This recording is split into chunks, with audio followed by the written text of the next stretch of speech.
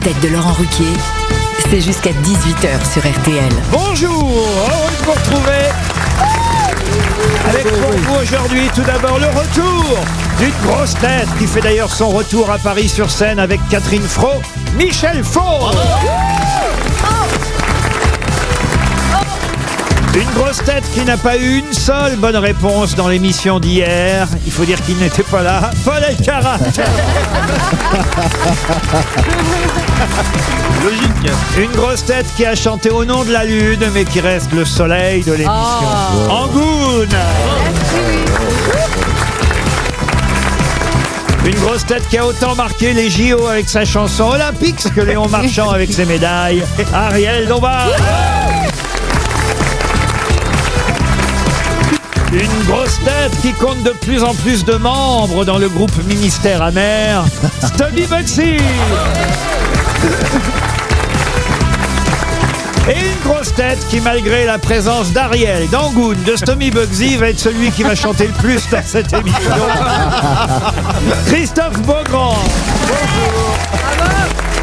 C'est pas impossible. Oui. J'essaie de vous couvrir de tas d'autres chanteurs pour qu'on vous entende plus, mais non, vous continuez à chanter malgré la présence de professionnels, monsieur Beaugrand. Oui, alors professionnel, c'est vite dit. Oh. Aïe, aïe, aïe.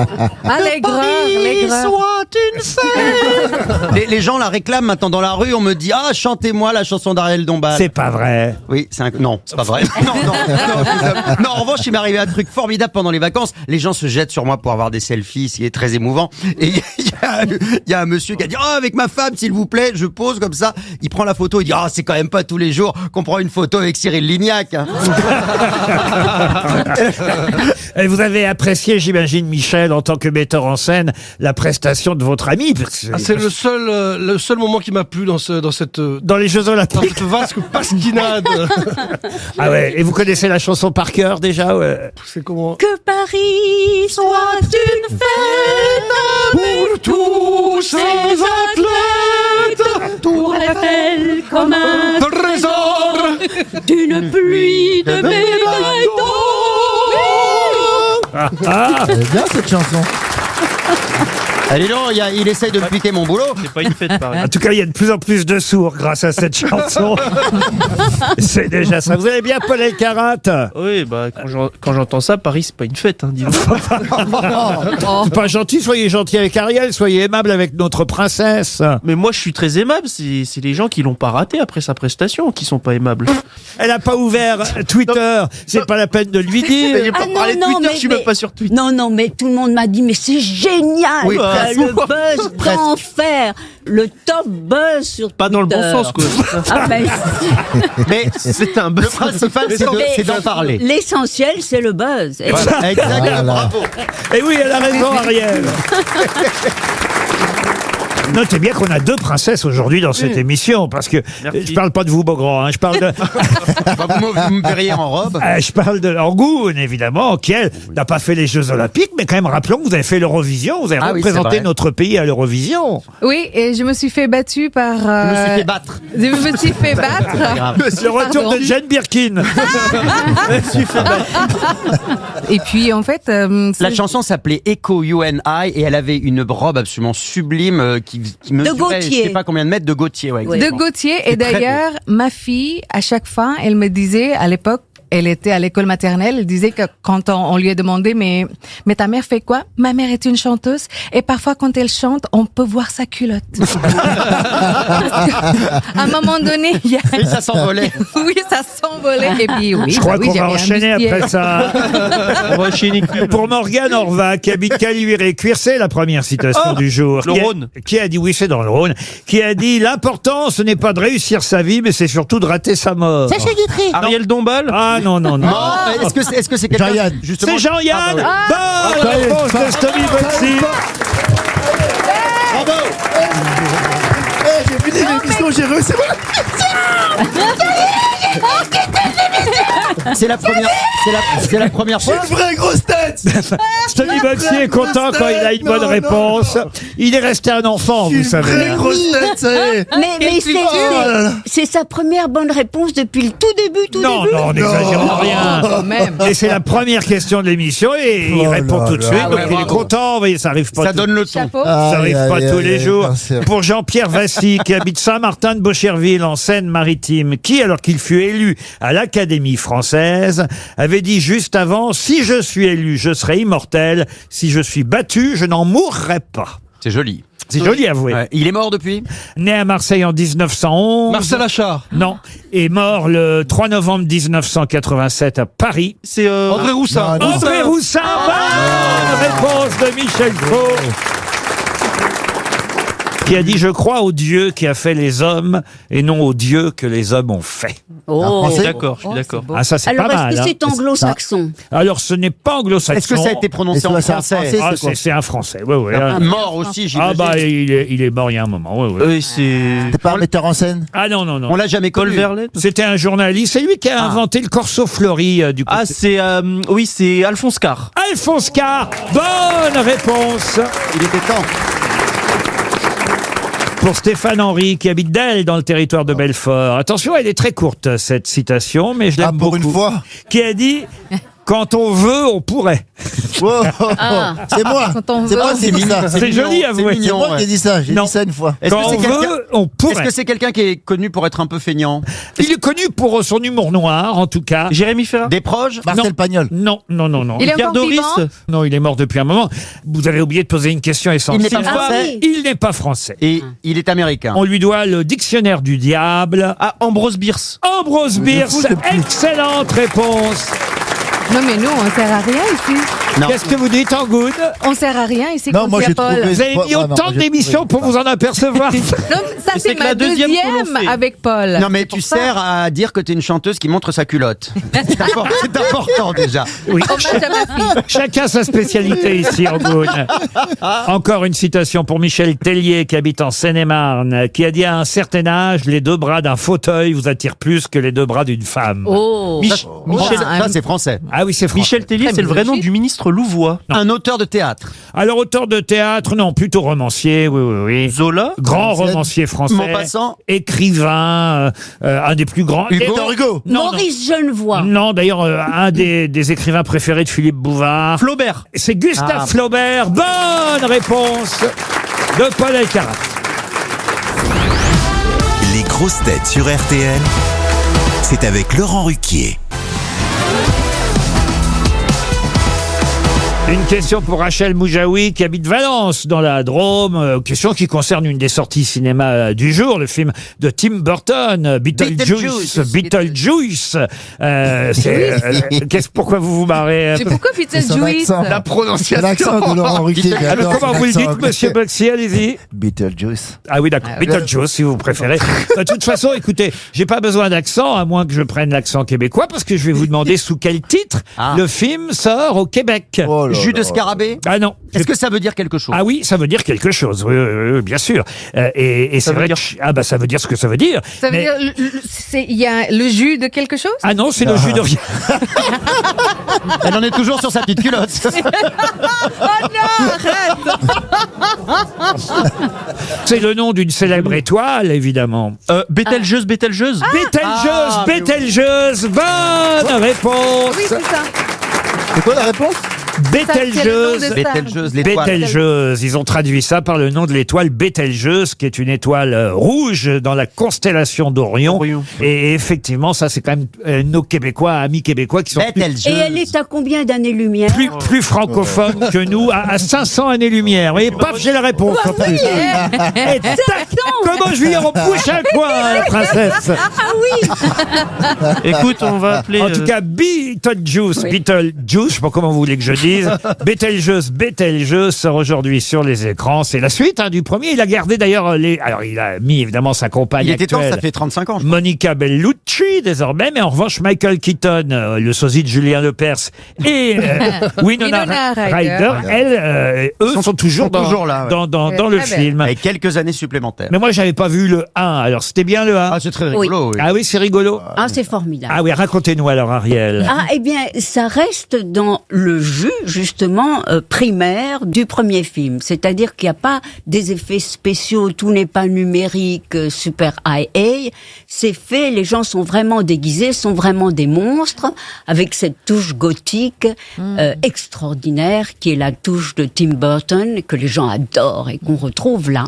Ils avaient beaucoup improvisé dans le premier Beetlejuice, et dans celui-ci... J'en demandais pas tant. moins. Je pourrais l'écouter. En tout cas, ça sort aujourd'hui. Qu'est-ce que vous dites, vous? Je pourrais écouter des heures, Ariel. Ah, c'est vrai, c'est gentil de votre part de dire ça. Même si vous ne le pensez pas, c'est gentil. Non, je bois ces paroles. Quand elle parle ou quand elle Je chante? bois ce jus. Oula, oula.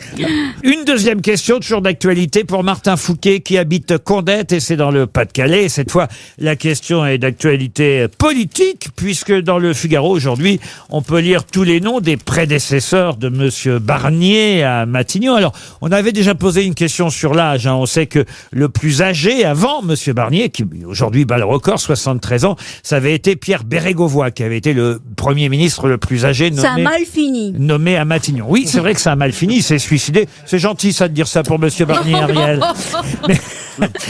Mais là, je vais vous demander celui qui est resté le plus longtemps à Matignon.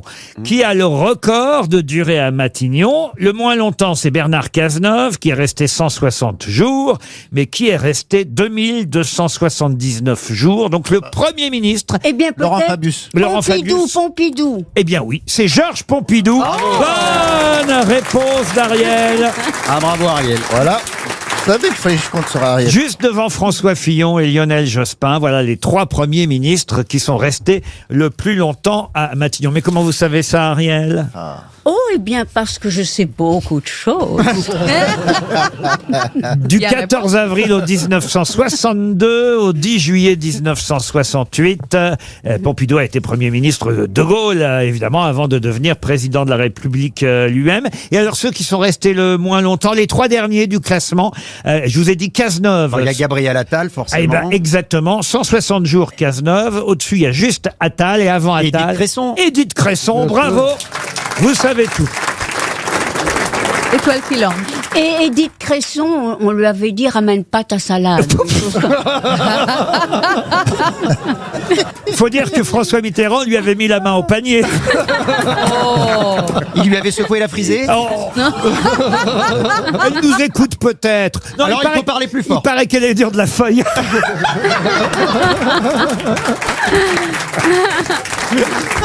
Une question pour Sylvain de Guénin, monsieur de Guénin, qui habite dans le Morbihan. Et la question concerne le pâtenautrier.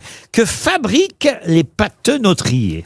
Des dominos? Ah non, non, non. Mais, Est-ce mais que qui a trouvé c'est cette du question domaine culinaire? Ah non, ce n'est pas culinaire. Est-ce que c'est un objet que nous avons tous à la maison? Ah non, non, là j'ai une toile. Ah, vous voulez dire l'objet fabriqué? L'objet fabriqué par le pâtenautrier. Alors vous, je n'en sais rien. C'est pas interdit, peut-être chez vous, C'est du monsieur. tissu? Monsieur Il faut un Beaugrand. jardin? Ariel, ça, je suis sûr qu'elle en a chez elle. Ah, bien. De l'argent. Une planche. Non, j'allais dire une planche à fromage. Ah, non. Alors, Est-ce que c'est mangeable? C'est depuis le Moyen-Âge que les pâtenautriers... Des draps, non. est-ce que c'est joli Ah, ce qui est fabriqué? oh, il y en a de toutes sortes. C'est Des- pas fait pour être Des esthétique. jolis, des pas jolis. Il y en a en corail, il y en a en coquille de nacre. Ah, il y en- c'est un bijou. Il y en a... C'est un plateau? Ah non, c'est pas un Des plateau. fausses dents. Des fausses Ah dents. non, je vois pas pourquoi il y en aurait chez Ariel. L'objet qui est fabriqué par le pâtenautrier, si on en a à la maison, on le range dans quelle pièce? Oh, ça, vous pouvez le mettre dans un tiroir, dans votre poche. Autour de notre cou? Dans votre voiture, parfois. Porte-clés? Est-ce que, C'est un porte-bonheur. Pas loin, ça peut ressembler. est-ce que c'est un genre de gris-gris? Pas loin, pas loin, pas loin. Gris-gris. Un gris-gris. Alors, un gris-gris en corail. C'est un en ambre. crucifix. C'est un crucifix. Pas un crucifix, mais on se rapproche. Ah, un Jésus? Un chapelet. Pardon. Un chapelet. Un chapelet. Bonne réponse de Michel Faux. C'est un chapelet. Un pâtenautrier, eh bien, un fabricant de chapelets. Et je suis sûr qu'Ariel a un chapelet. Mais oui, moi j'en ai. Et je voilà. l'aime. Moi, j'ai pas. Chapelet ou Je le chapelet pas, chéris. mais elle en a. Je le chéris infiniment. Il vient de la Virgen de Guadalupe, de México. De Mexico. Y me encanta, es un encanto. Mais c'est quoi la différence entre chapelet et rosaire? Ah, ça, c'est une bonne question Ah, bien. que je poserai demain, mais vous ne serez pas là.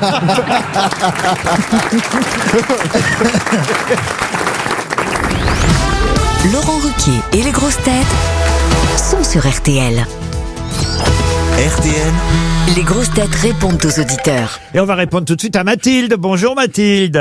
Bonjour Laurent, bonjour les grosses têtes. Vous avez Mathilde. laissé un message sur lesgrossetêtes@rtl.fr et vous vouliez partager une réflexion avec nous. Vous êtes enceinte, c'est ça actuellement, et votre conjoint souhaite faire quoi? Alors de l'aptonomie, C'est-à-dire? Ah oui. c'est-à-dire communiquer avec le bébé, donc c'est basé sur le toucher du ventre, Toucher le ventre, ouais. voilà, mais aussi lui parler. Et alors, quel rapport avec nous? Compte tenu du fait que je vous écoute quand même très très régulièrement, au quotidien, les replays, etc., ben, je me disais que la voix que le bébé entend le plus régulièrement, c'est celle de vous, Laurent. Ah, ben c'est mignon. Et vous avez peur qu'il arrive et en naissant qu'il fasse bonne réponse de Paul Elkarat. Rassurez-moi, vous entendez plus souvent votre mari que moi tout de même. C'est pas dit, hein. Ah, ben je sais pas, sur toute une journée, je vous écoute tellement souvent en replay dans la voiture. Ah, dans la voiture. Bah, Et, ça- et bah lui, oui. il est pas très bavard, votre mari, c'est ça? Si, mais bon, voilà, c'est vrai que j'écoute beaucoup les grosses Écoutez, têtes. ça me fait plaisir, Mathilde, de savoir que je passe dans toutes les enceintes. Ça, c'est joli. Je vous embrasse. Bah, faudra l'appeler Laurent, le petit. Et quand on même. passe à Kitty. Bonjour Kitty. Bonjour Laurent, bonjour toute l'équipe. Alors, Hello Kitty. Kitty, elle est expatriée. Ah, c'est bien ça, monsieur. On me l'avait Ah, ça jamais m'arrive, fait, ça ouais. m'arrive. Ah, ça vous arrive d'être drôle. Alors, vous avez assisté à l'émission l'année dernière, c'est ça, Kitty? Oui, en novembre dernier, exactement, oui. Et- Et il y avait Ariel Dombal notamment. Ah, et vous Ah, aimez bien Ariel, évidemment. Oui, j'adore Ariel. Et il y avait aussi Christine Bravo, par contre. Ah, Par contre. J'aime bien le par contre. et vous êtes, Bah, c'est pas le même et style. vous êtes expatrié depuis plus de 20 ans, dites-vous. J'habite en Hongrie, effectivement, depuis plus de 20 ans. Je suis franco-hongroise, en fait. Et je vous suis, en fait, Laurent, depuis TV5, en fait. Donc, à l'époque On a tout essayé, etc. Et là, c'est un vrai plaisir de vous avoir aussi à la radio, en fait. Quotidiennement, je vous suis en podcast tous les jours. Depuis la Hongrie. Bah, écoutez, ça nous fait plaisir. Wow. Et en plus, vous venez de fêter vos 40 ans, je crois, c'est ça? Oui, samedi dernier, effectivement. Oh, bah, Ça on vous- y est, j'ai l'âge d'Ariel Dombal. Exactement. Non, pas encore. Eh ben, ça me fait très plaisir. Ariel a Kitty. toujours 20 ans, n'est-ce pas, Ariel? C'est vrai. Comment on dit bon anniversaire en hongrois? Boldog születésnapot. Oh, c'est trop long. Ah oui, c'est bon. Alors, pardon. Non, là, c'est pas compliqué. C'est la langue la plus Écoutez, on demandera à Eric Logérias de traduire dès qu'il revient. On vous embrasse, Kitty, on vous envoie une montre RTL pour votre anniversaire. Et bon chantier la pitch. Malik, maintenant. Bonjour Malik. Bonjour amis grosses têtes. En fait, je vous ai déjà parlé de mon grand voyage autour de l'Europe en vélo. Oui, Vous avez été intéressé pour le fessier que ça donne. oui, J'avais parlé à Jean-Phi et Paul Elkarat de mon Kilimandjaro l'année passée. oui. Je Oui. pars vendredi pour traverser l'Atlas marocain. Et donc bien. ce sera 7 jours pour traverser l'Atlas, 300 km en montagne.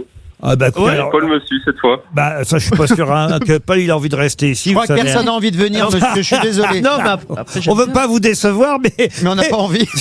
Bah si. c'est vous qui décidez de partir, c'est pas nous, hein. On n'est Ah, mais pas moi, j'ai envie de vous responsable. sortir de C'est votre zone de fatigant. confort. Ah bah oui, notre zone de confort. Parce que croyez qu'on est en zone de confort ici. Mais j'ai- Je voudrais vous y voir. C'est plus facile d'être en bicyclette au Kilimandjaro que de mener une émission avec les 6 grosses têtes que j'ai autour de moi. Croyez-moi. Damien maintenant est au téléphone. Bonjour Damien. Bonjour Laurent, bonjour les grosses têtes. Alors une idée révolutionnaire à Damien. Enfin, j'espère en tout cas. Qu'est-ce que vous voulez nous proposer? Ah bah moi je propose pour le prochain anniversaire des grosses têtes de rassembler tous les sociétaires. Ceux qui sont encore vivants, bien sûr. Ah bah, Oui, c'est gentil. Et on va toi.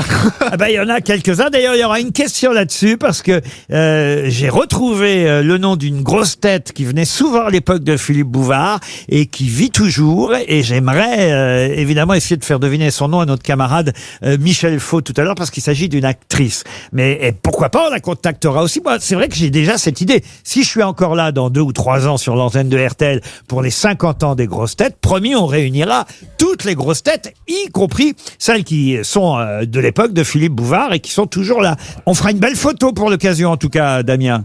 Ah bah c'est super. Est-ce que je peux vous demander quelque chose? Oui, je vous en prie, Damien. Bon, j'ai cru comprendre que les montres avaient du mal à arriver. Est-ce qu'il serait possible d'avoir un mug RTL? Un mug RTL. Alors, pas de problème, mais ça a encore plus de mal à arriver que les montres. Vous l'aurez pour les 50 ans des grosses têtes. Mais on vous l'envoie quand même, c'est promis, vous recevrez un mug RTL, Damien. David, pour terminer. Bonjour, David. Allô, bonjour. Alors David, David, il a raison, il veut s'en prendre à Christophe Beaugrand. Ah, qu'est-ce que j'ai fait encore? Vous savez, Christophe, il faut toujours qu'il critique tout, il parle trop. Il parle trop. D'ailleurs, j'ai envie de lui dire, d'ailleurs, à propos justement de la chanson qu'on va évoquer ensemble, des paroles, puisque c'est là-dessus que vous voulez revenir, je crois, David. Suite au décès d'Alain Delon, vous avez parlé de la chanson originale de paroles, les paroles qui avaient été chantées par Dalida et Alain Delon, donc. Oui. Ah bah j'ai juste dit que je trouvais cette version un peu moins bien, que je préférais la version de Dalida, mais je ne connaissais pas cette jeune Mina, personne d'ailleurs. Mina et Alberto elle Lupo. est iconique. Magnifique. Oui, Magnifique chanteuse. Mais elle est sûrement superbe, mais je préfère la version Dalida. Oui. Comme je l'ai dit dans l'email, si vous aviez été italien, vous connaîtriez tout son répertoire. Ah oui, mais je suis par français, exemple. du coup, c'est dommage. Non, mais Voilà. Non, mais Michel Faux. il faut écouter Mina, c'est bouleversant, c'est magnifique. C'est vrai. Tout à Magnifique. fait. Ah, vous voyez, Bon, bah, je vais écouter Mina. Ouais, magnifique. il écoute plutôt les... J'ai été minable, je suis désolé. J'ai été minable, si vous, Non, disons vous avez pas le ça droit, quand vous avez le même. droit de me fouetter. Vous êtes David. d'origine italienne, David? Pardon? Vous êtes d'origine italienne? Oh, ma grand-mère, elle était à moitié, quoi. Il est un peu belge aussi. Et vous êtes un hein. peu belge. Si, Il bah est voilà, surtout et puis en belge. Belgique, En bon, on est fait, tous vous, un- parce que vous êtes belge, hein, c'est tout. Est-ce que je peux demander à Angoun, sous les applaudissements du public, la version belge avec Beaugrand? C'est étrange. Je ne sais pas ce qui m'arrive ce soir. Je te regarde comme pour la première fois. Parole, parole, parole. Quand tu es belle, hein. Parole, parole, parole. Tu es comme le vent qui fait chanter les étoiles sur les dunes. J'ai bien envie de te remonter les ovaires dans le chignon maintenant.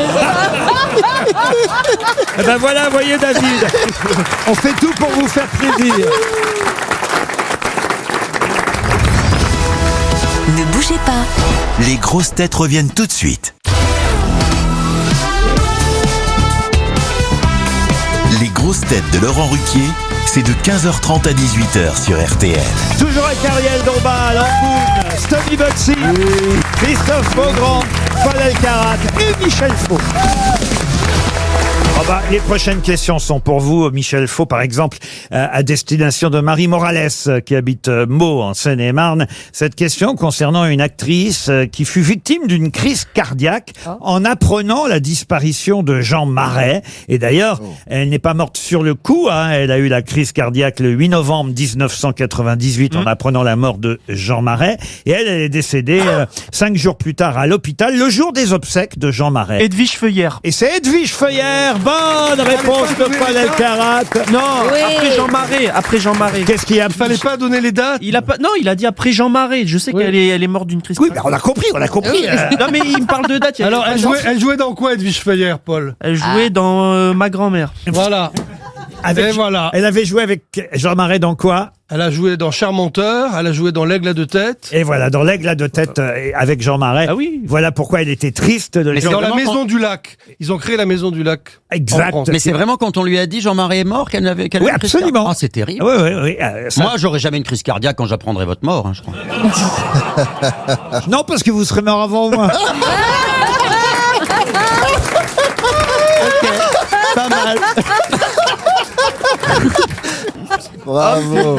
J'ai une autre actrice, et j'en ai parlé tout à l'heure avec l'auditeur ou l'auditrice qu'on avait au téléphone, puisque effectivement, je voudrais rendre hommage à cette comédienne française qui a été grosse tête pendant des années avec Philippe Bouvard, dans les années 80, peut-être un peu dans les années 90, mais surtout dans les années 80. C'est vrai que la grosse tête du théâtre de boulevard qui a été le plus présente ici aux grosses têtes dans ces années-là, c'est Sophie Desmarais, mais hélas, elle, Sophie n'est plus de ce monde. Vous avez repris d'ailleurs avec Catherine Fro, Fleur de Cactus, qui fut jouée par Sophie Desmarais.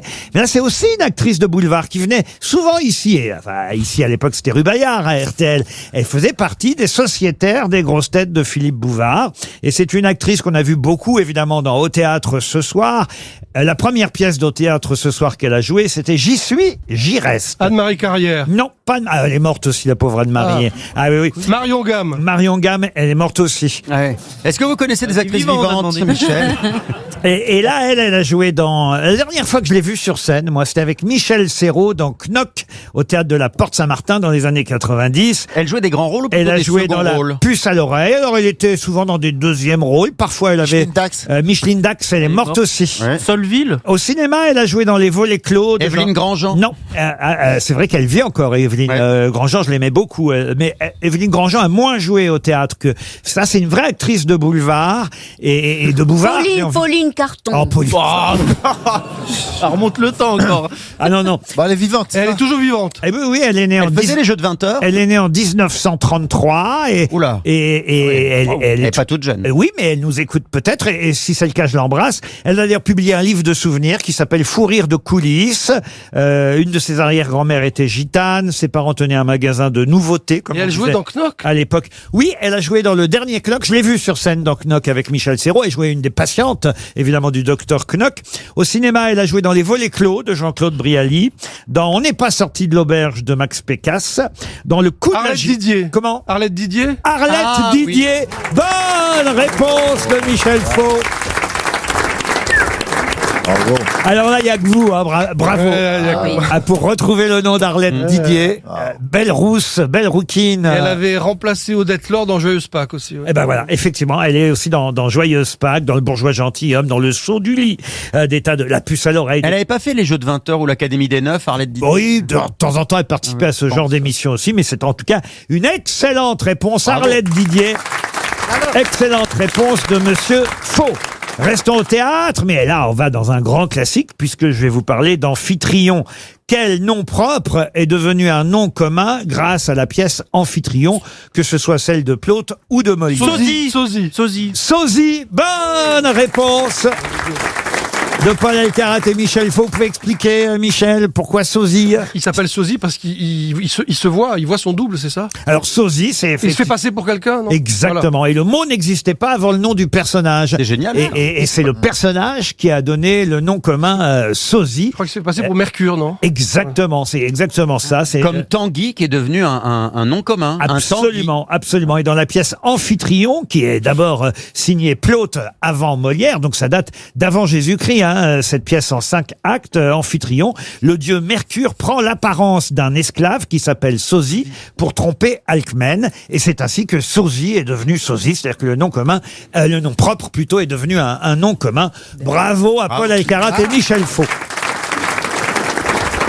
Une autre question, et c'est un acteur maintenant qu'il faut retrouver. Ça, c'est à peu près à la portée de tout le monde, encore que c'est assez difficile tout de même, car c'est le premier acteur à avoir prêté sa voix au Petit Prince.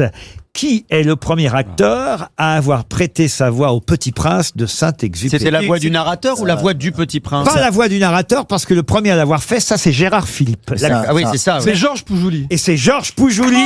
Excellente réponse. Alors là, bravo. Waouh. Alors là, bravo. Qui jouait dans Jeux interdits. Exactement, et aussi, je crois, si ma mémoire est bonne, dans le film avec Jeanne Moreau. Ah bon? Georges Poujouli? Je m'en rappelle plus. Dark Vador. Je suis ton père. Je suis ta mère, pardon. Mais non, ce magnifique film Ascenseur pour l'échafaud. Voilà, il est aussi dans l'Ascenseur pour l'échafaud. Georges Poujouli, c'est un acteur incroyable d'ailleurs, qui n'est plus de ce monde, mais il était évidemment gamin, j'imagine, quand il a prêté sa voix au Petit Prince dans l'adaptation phonographique. C'était un album, c'était un 33 tours à l'époque, peut-être même un 78, allez savoir. On est en 1954 quand Gérard Philippe fait le narrateur du Petit Prince de Saint-Exupéry.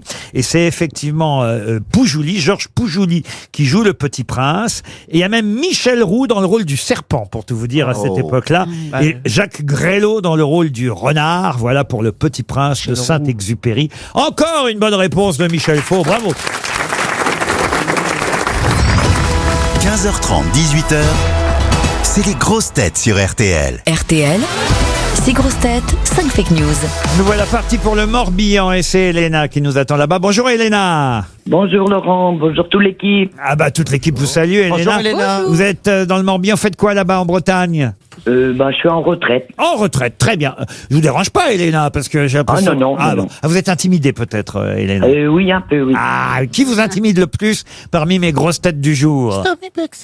C'est Paul Elkarat plutôt qui est... oui. C'est mon chouchou. Ah, c'est votre chouchou Paul? Ah oui, j'ai lu son livre. vous avez refait ma journée. Vous avez lu son livre? Lequel? Parce qu'il en a fait plusieurs. Non, sa biographie. Sa biographie. Ah, très bien. Non, très Elena, beau. ce qu'il faut surtout, c'est avoir révisé les sujets d'actualité du jour, puisqu'il va falloir dénicher la vraie info parmi les fake news. Si c'est le cas, eh bien, vous gagnerez un week-end divertissant dans un casino, hôtel Partouche. Partouche, ce sont les casinos où on s'amuse avec des restaurants, des spectacles. Bon, il y a aussi des machines à sous, hein. Vous pourrez jouer avec les jetons, les 30 € de jetons que nous vous donnerons, mais il y a mieux que ça. Donc vous jouerez pas très longtemps. La chambre, le restaurant, vous choisirez votre destination sur partouche.com. Des villes d'eau, hein, essentiellement, forcément, puisque c'est là où généralement se trouvent les casinos chez nous en France. Mais les pasinos, ils sont à Forges-les-Eaux, à Contrexéville, à Aix-en-Provence, hier, d'Yvonne-les-Bains ou encore au Havre. Elena, êtes-vous prête? Prêt. Prête ou prêt? Prête. Prête. Oui, je suis prêt. C'est peut-être un homme, hein. Elena, attention. On se moque pas. Non, c'est Beaugrand qui se moque de vous, Elena. Il peut se moquer, lui, hein. Oh non. Merci, vous êtes formidable. Alors Elena, attention, c'est parti. Voici justement Christophe Beaugrand qui démarre. Révélation à propos de l'abbé Pierre. On aurait retrouvé chez lui des vidéos X, les films Sœur Emmanuel 1, Sœur Emmanuel 2 et Sœur Emmanuel 3. Stomy Bugsy. Fin des JO, c'est la désinstallation de tout ce qui a marqué la compétition, mais on ne sait pas encore qui va démonter Anne Hidalgo. Il y a beaucoup de candidats. Michel Faux. Aujourd'hui, à la une du Canard enchaîné, on peut lire ce titre. On va le faire sauter comme une crêpe, le grand Barnier. Angoune. Alors donc à propos de Michel Barnier qui vient de déposer plainte pour harcèlement contre Ségolène Royal qui lui aurait envoyé 1512 SMS et laissé 342 messages. Ariel Dombal. Le nouveau Premier ministre n'ayant toujours pas nommé son gouvernement, Emmanuel Macron vient d'annoncer en direct la dissolution de Michel Barnier. Paul Elkarat pour terminer. Disparition de James Earl Jones à 93 ans. Il était la voix de Dark Vador et de Jeanne Moreau au cinéma.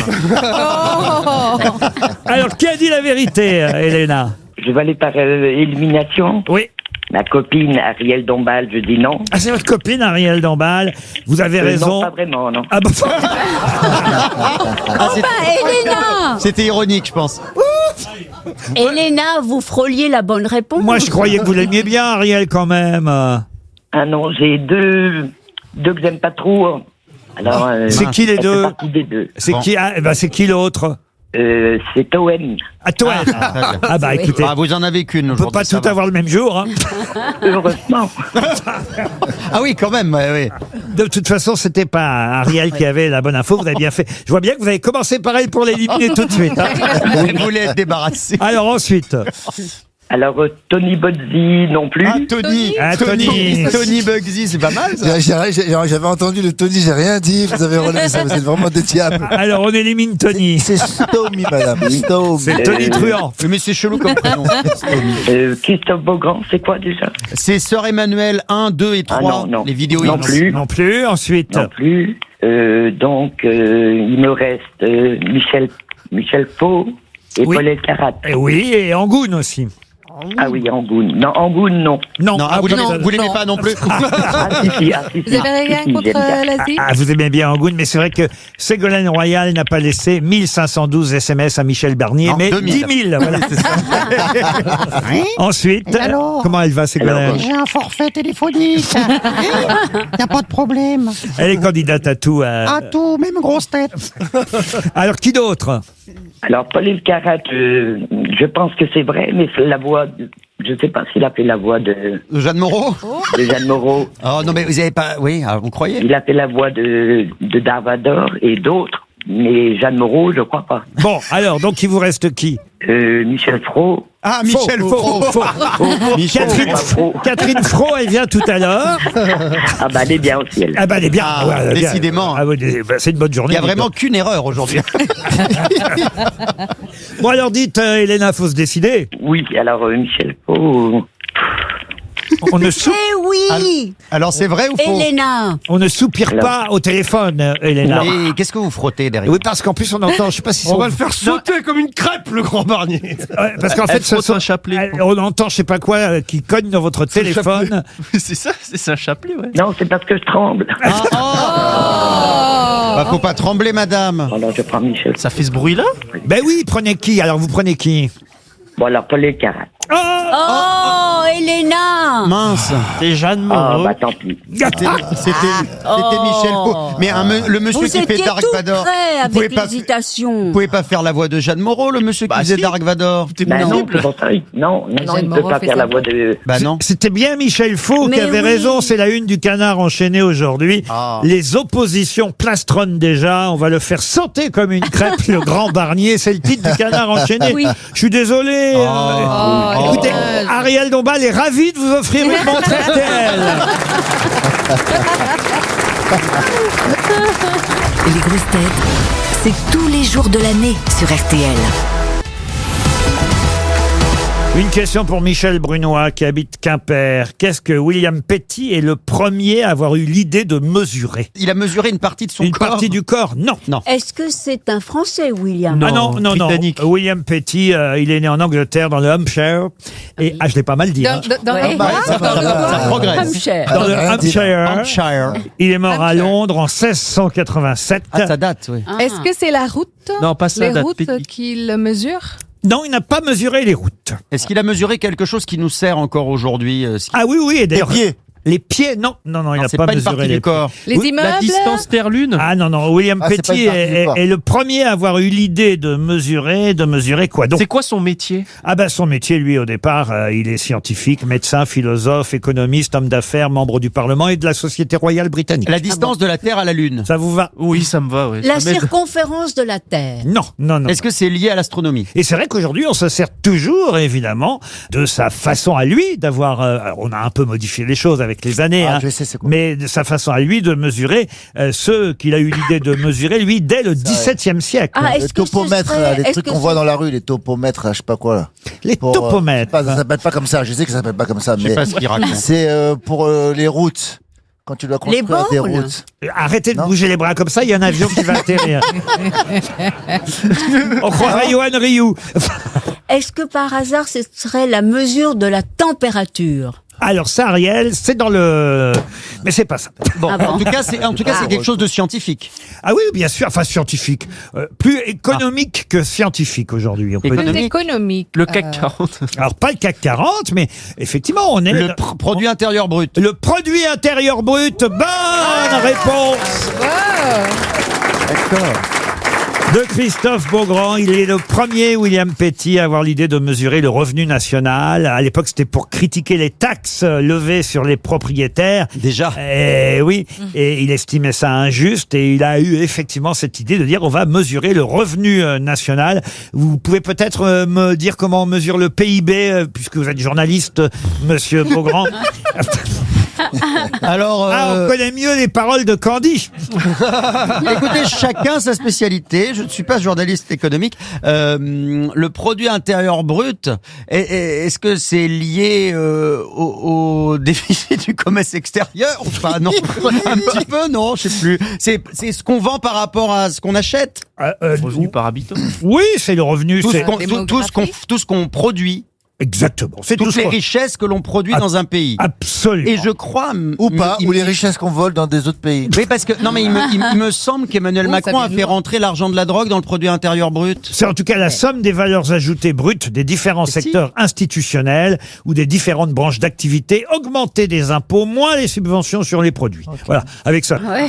Et vous faites le PIB, mais on en parle tous les jours quasiment du PIB. Oui, mais personne ne comprend. Ah ben non, personne ne comprend, Le PIB. mais les grosses têtes sont là pour vous rappeler en tout cas que c'est un monsieur en Angleterre qui a eu cette idée de mesurer le produit intérieur brut dès le XVIIe siècle et il s'appelait William Petty.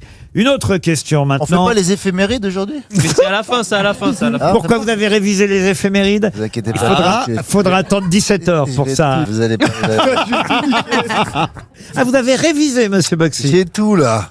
Bon, si vous voulez, je vous en fais un tout de suite. Moi, je suis Vas-y. pas. Ah, bah, comme ça. Ah oui. Parfait. Ah oui, je suis pas. Parce qu'il a répondu qu'une fois au début, là, il aimerait bien faire une Ouais, deuxième bah oui, réponse. ouais. Bah, par exemple, il y a 50 ans, sortait un film où on voyait Régine dire des choses incroyables au cinéma. Non, mais on veut savoir qui est mort ou qui est vivant.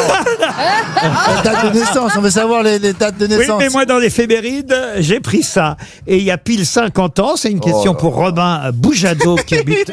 Donc les éphémérides, ça peut être tout alors. Eh ben oui, c'est peut être Régine. Ah oui. Alors, Donc tu vas, vas-y.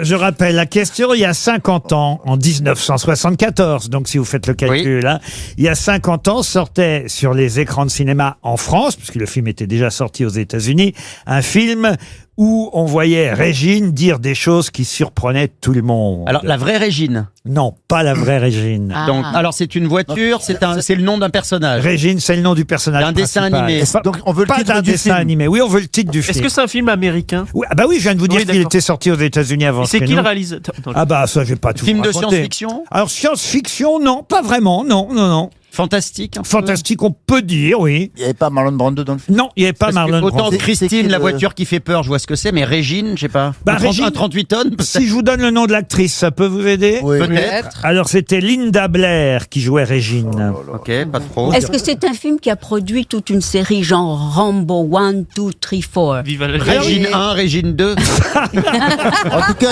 il y a Nikita Khrouchtchev qui était né aujourd'hui. Il y avait Brian De Palma, il y avait Salvatore Allende aussi. qui est né aujourd'hui. Attendez, j'en ferai des questions comme ça tout à l'heure. ok. Mais maintenant, je sais au moins celle que vous avez. Donc il y aura pas Khrouchtchev, il y aura pas De j'ai Palma, blindé. il y aura pas Allende. C'est Mais pas alors j'ai- pourquoi Régine disait des choses particulières? Eh ben Des choses justement, obscènes, des choses obscènes. réfléchissez. C'est un film qui a 50 ans. Il est sorti pile il y a 50 ans aujourd'hui chez nous en France. Est-ce que c'est un film culte? Ah oui, c'est un film culte. Et Régine disait des choses pas piquées des hannetons. Est-ce que le titre du film, c'est c'est lié à ce personnage? Non, c'est un autre personnage, le titre du C'est film. un film de Robert Altman. Et c'est quelqu'un qui rend visite à Régine. C'est pas un film de Robert Altman? Le titre, non, de Robert Altman, non. Super-héros? Est-ce que c'est un film d'horreur? On peut dire, oui. D'horreur. On peut dire. Alors Amityville. l'exorciste. L'exorciste. Oh. Bonne réponse d'Ariel Dombal. Eh oui. Régine, c'est la jeune fille, C'est la évidemment. petite fille. La petite fille. La petite fille qui crache du guacamole en disant Ça, j'étais sûr que vous aviez retenu les paroles. c'est formidable ce film. C'est pas la première chose qu'elle fait. Hein. Ah bah non, ça c'est au bout d'un moment. quand La même. première chose qu'elle fait, c'est qu'elle descend les escaliers dans la salle de réception vrai. de la maison des parents. À l'envers. Et il y a un astronaute qui est invité et elle lui dit vous allez mourir là-haut et elle pisse sur le tapis. Voilà, c'est comme ça que ça commence. Oui, ça peut arriver. Une soirée un peu arrosée. Et le metteur en scène s'appelle William Friedkin. Exactement, Bravo. Ariel. Ah. Non, Et comment s'appelle celle qui joue la mère qui est formidable? alors la mère, je pense, était jouée la mère par Chris McNeil, c'est ça, non? Pensez. Je ne sais pas. C'est formidable. Le film est génial. Hein. Et le père, l'exorciste, c'est Max von Sydow qui joue effectivement l'exorciste, qui rend visite à la petite fille pour essayer de faire partir le malin. voilà, pour la dédiaboliser. Moi aussi, j'aimerais bien faire partir celui qui fait le malin.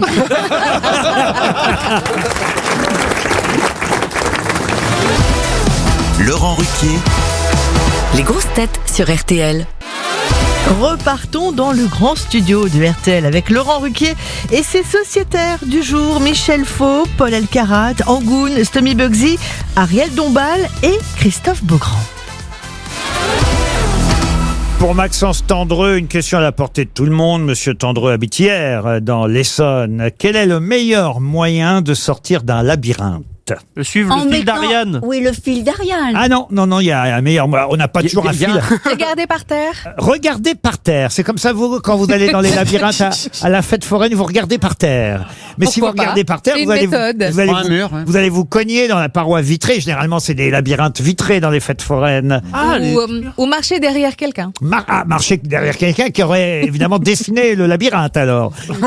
Non, mais il y a un vrai truc. C'est pas une blague. Ah non, il y a Avancer les mains tendues. Comment vous dites ? Avancer les mains tendues. Alors, pas les mains tendues, oui, mais comme... Une main. Alors, non, peut-être compter ses pas jusqu'au Minotaure. Oui, il est peut-être pas... Alors, à la fête foraine, il n'y a pas le Minotaure. Non, Le marché de la drogue. Le labyrinthe. Qui est au fond du labyrinthe? Oui, c'est le Minotaure, mais là, moi, je vous parle... dans les fêtes foraines, il n'y a pas le Minotaure. Je vous parle de n'importe quel labyrinthe, dans une fête foraine. Dans un jardin, parfois. Dans le jardin, par exemple, de Shining, vous voyez, on s'en souvient.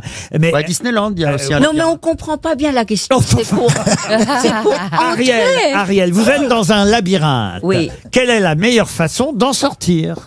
Mais je suis déjà allée au centre du labyrinthe. Ah, vous êtes dans le labyrinthe, De se souvenir de. Ah, de l'allée. il suffit de prendre le chemin inverse et on ressort. Oui, mais ça, c'est pas toujours facile. Non, il y a une vraie solution pour sortir d'un labyrinthe. Regardez les étoiles. Ah ben non, il y a...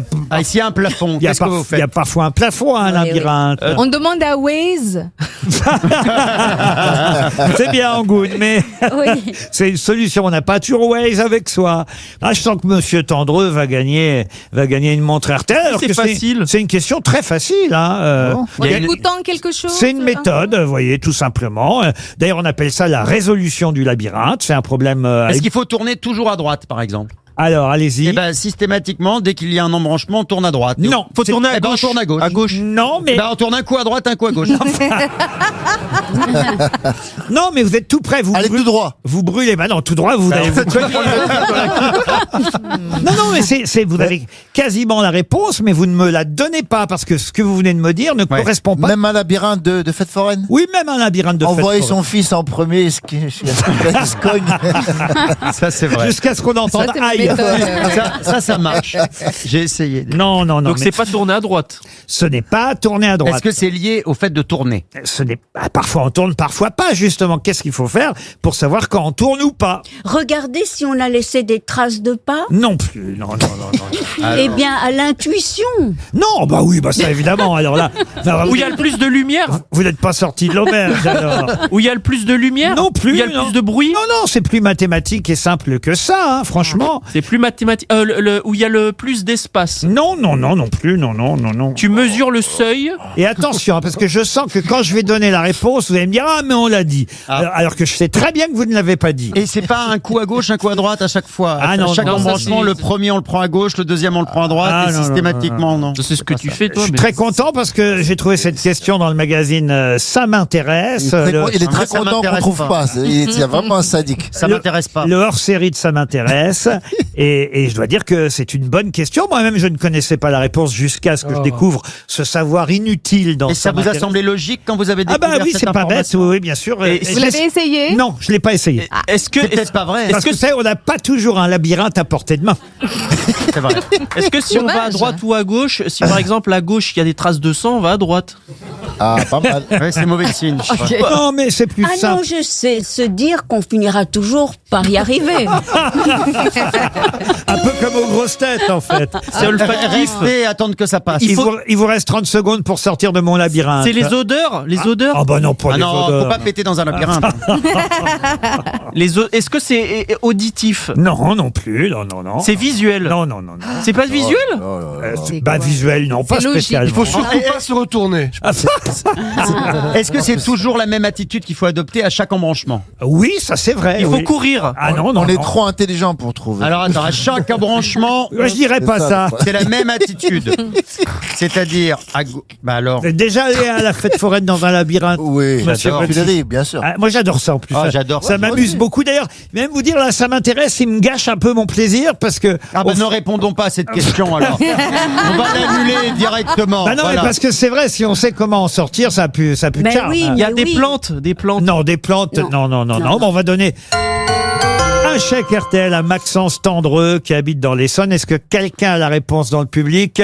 Il y a deux mains qui se lèvent. Alors il y avait un Il y a- monsieur au il y a- fond il y a qui a levé trois la mains. main très vite, donc Trois je vais aller mains. voir ce monsieur. Si un monsieur a levé trois mains, c'est que déjà, moi, je dirais pas vers lui. Il vient de Tchernobyl. Vu d'ici, je ne vois qu'une main, mais bon. Bonjour, quel est votre prénom? Olivier, Vous venez d'où, Olivier? de Belgique, de Liège. Oh, dis donc, il n'y a pas de hasard, hein? Alors, quelle est votre réponse? Mais il suffit de choisir un côté, de mettre la main sur la paroi et de ne jamais quitter la paroi. Exactement. Bonne réponse, j'avais dit. monsieur. Un côté. D'accord. J'avais dit ça, non? Ah non, non. J'avais dit, il faut avancer les mains tendues. Ah Bah, oui. c'est ça. J'ai pas compris. Si. Il faut avoir les mains. Non, non, non, c'est pas Une avancer main. les mains tendues, c'est choisir un côté, que ce soit le côté droit. Oui, mais avec la main. Ah, oui, Donc, d'accord, j'avais- mais vous je l'aviez trompe un pas peu. dit. Ou le côté droit, ou le côté gauche. Et une fois que vous avez choisi un côté, vous ne le quittez jamais. Oui, mais c'est parce si que le, si le labyrinthe est en forme d'escargot, vous vous retrouvez toujours au centre. Merci Ariel. Mais Laurent, c'est pas ce que j'ai dit. J'ai dit ou alors on va toujours à droite ou toujours à gauche. Ben oui, mais vous avez beau mettre la main Mais- côté droit, vous pouvez très bien aller côté gauche en gardant le côté droit. Vous voyez ce que je veux dire? Ça n'a rien à voir avec ça. Mais ça, Alors, mar- je comprends Ça pas. marche pas. mais ça marche aussi dans le labyrinthe de Shining, qu'on l'essaye. dans les buissons. Ben oui. Pour sortir d'un labyrinthe, le meilleur moyen est de suivre les circonvolutions sans jamais cesser de toucher ou le mur droit ou le mur gauche. Attendez, le meilleur moyen, ça veut pas dire que c'est sûr. C'est le meilleur moyen, mais on n'est pas sûr. Non, le meilleur moyen, ça veut dire qu'il y a d'autres moyens, mais que celui-là, c'est le meilleur. Ah ouais. Ça dépend comment est fait le labyrinthe. Est-ce que ça marche à 100%? Je ne sais pas. Oui, oui, ça marche à 100%. Vous prenez un côté, vous le suivez toujours. Tiens, d'ailleurs, commencez maintenant.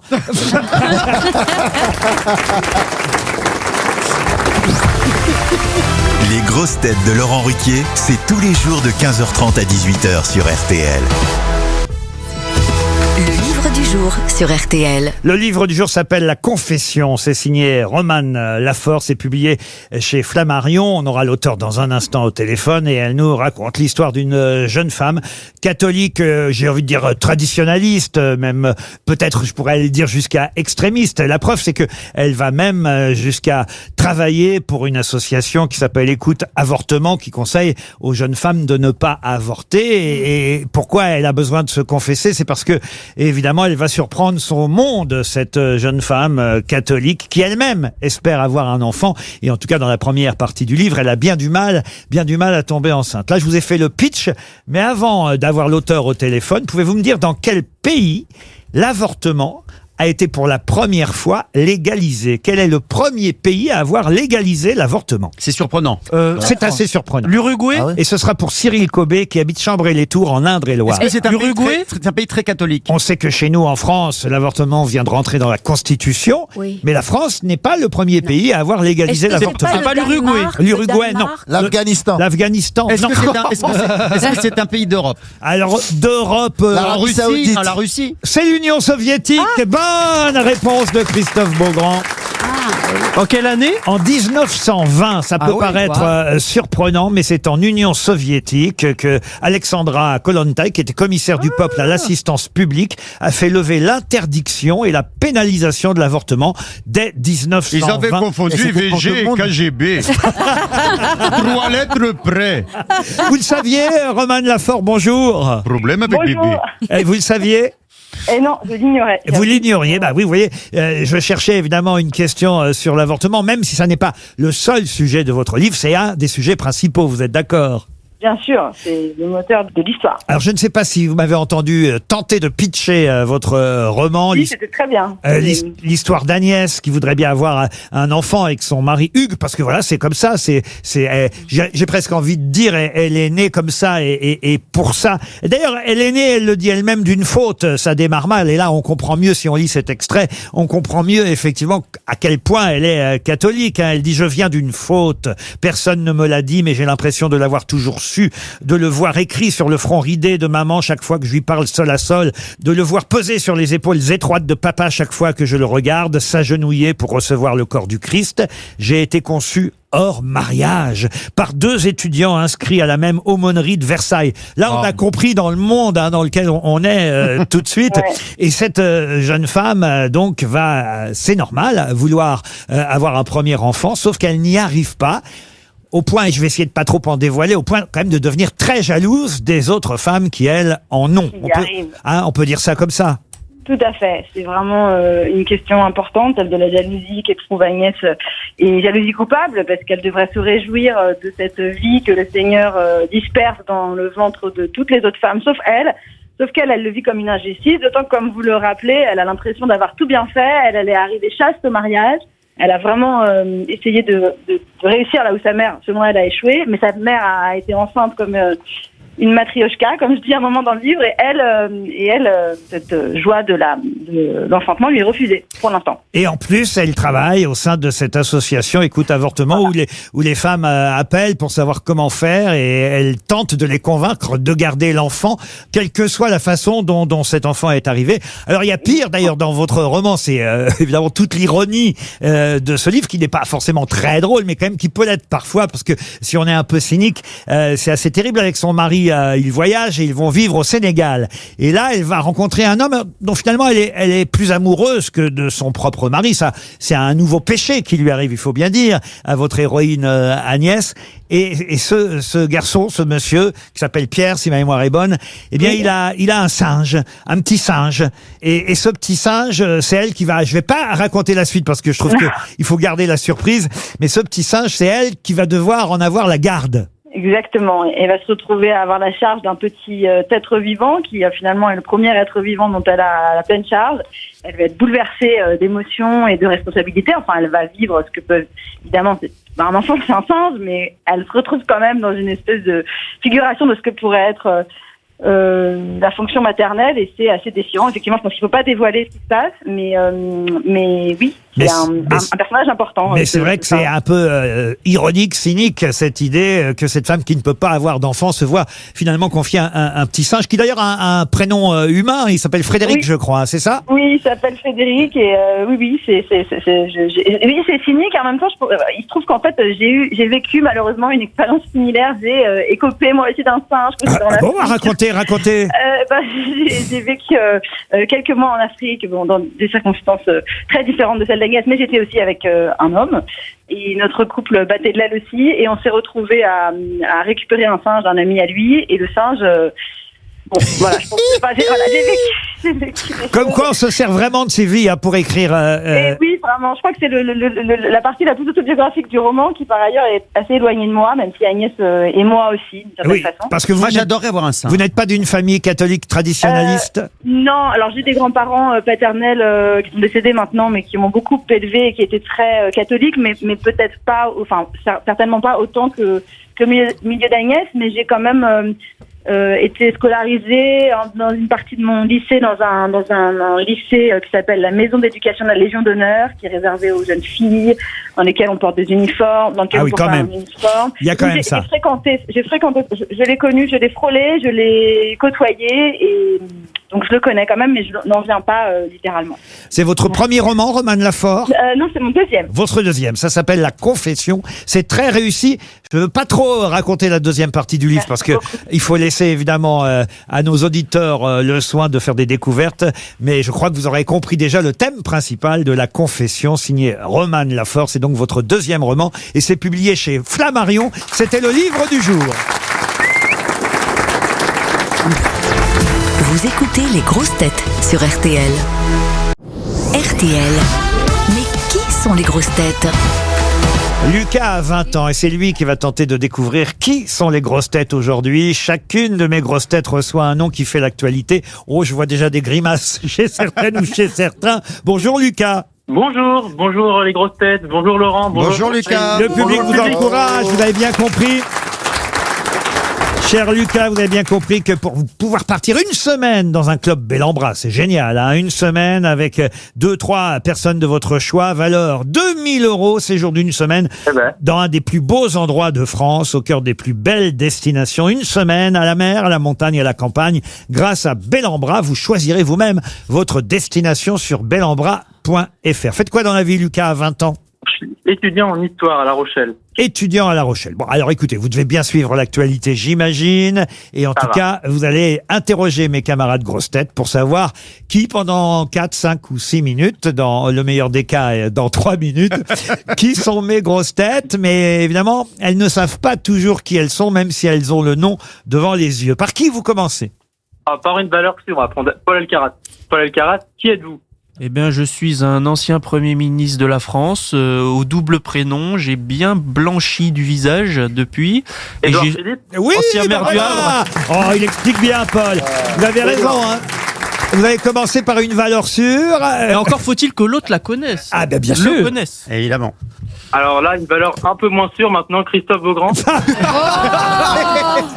Alors pas comment je dois le prendre, Lucas, mais c'est pas Qui grave. êtes-vous? Bonjour Lucas, je suis une actrice italienne plantureuse. Je suis la femme de Tim Burton. Je suis très... Monica Bellucci? Oui, c'est moi. Oh, dites donc, ça va vite aujourd'hui. Déjà 2, il en faut 4 sur 6. Hein, vous en avez la moitié déjà. Alors là, on peut encore moins sûr, Tommy Bugsy. Il est désagréable. Alors, Non, mais je l'adore, Tommy. Qui êtes-vous, Tommy Bugsy? Je suis une espèce de président, je navigue entre le football et la politique. J'ai un style un peu de rockers, j'ai les cheveux très gris. Et pourquoi il est dans l'actualité, ce monsieur? Oui, parce qu'il a été réélu en ce moment. Vincent Labrune? Et ben voilà, Vincent Labrune, bravo, vous voyez. Si on va à l'essentiel. Il y en a plus qu'un, là. Ça en fait déjà Bravo. 3 sur 4, hein. Bravo là, Lucas. Et Ariel Dombal, qui êtes-vous? Alors, ne soyez gentil et ne me mettez pas en prison. Parce que... Qu'est-ce que c'est que ça? Les choses ne Quand sont vous pas... allez savoir qui c'est, vous allez rire. Les choses ne sont pas si simples. Le cartel, c'est vite dit. Qui vous prouve que je fais partie du cartel? Lucas, je vous donne un conseil, changez de grosse tête. Ouais, on va...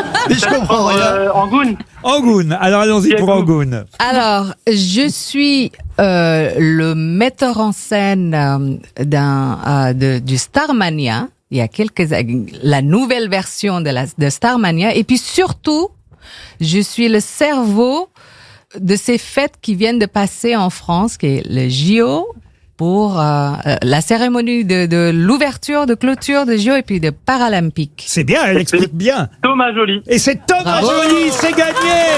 Oui. On n'a même pas interrogé Michel Faux, qui était... Vous étiez qui, Michel? Je suis maire et j'ai dans Paris. On a trouvé tout de suite. C'était Anne Hidalgo. Et alors, vous avez été fort, Lucas. Bon, alors évidemment, Ariel, elle ne vous a pas vraiment aidé. Ariel, vous pensez que c'est qui votre... Sans dire le nom, vous pensez que c'est qui votre... Eh bien, un dealer, un grand dealer Ah oui, un grand latino-américain. Un grand dealer qui joue au tennis. Alors, Carlos Alcaraz. Ah oui, c'était difficile. Un joueur de tennis, je crois que c'est le numéro 1 mondial. Non mais tous les noms espagnols c'est des cartels de drogue. Oui, il a sniffé les lignes blanches à Roland Garros. Bah écoutez, heureusement qu'il n'y avait pas qu'Ariel dans le jeu, hein, Lucas. Mais en tout cas, vous partez dans un club bel en bras et on vous applaudit, bravo. Les grosses têtes, toujours à vos côtés sur RTL.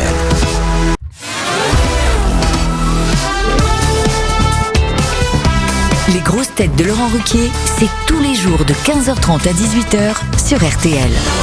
Toujours avec Tommy Bugsy. Oui. Ariel Dombal, Paul Alcarat, Michel Faux, Angoune et Christophe Beaugrand.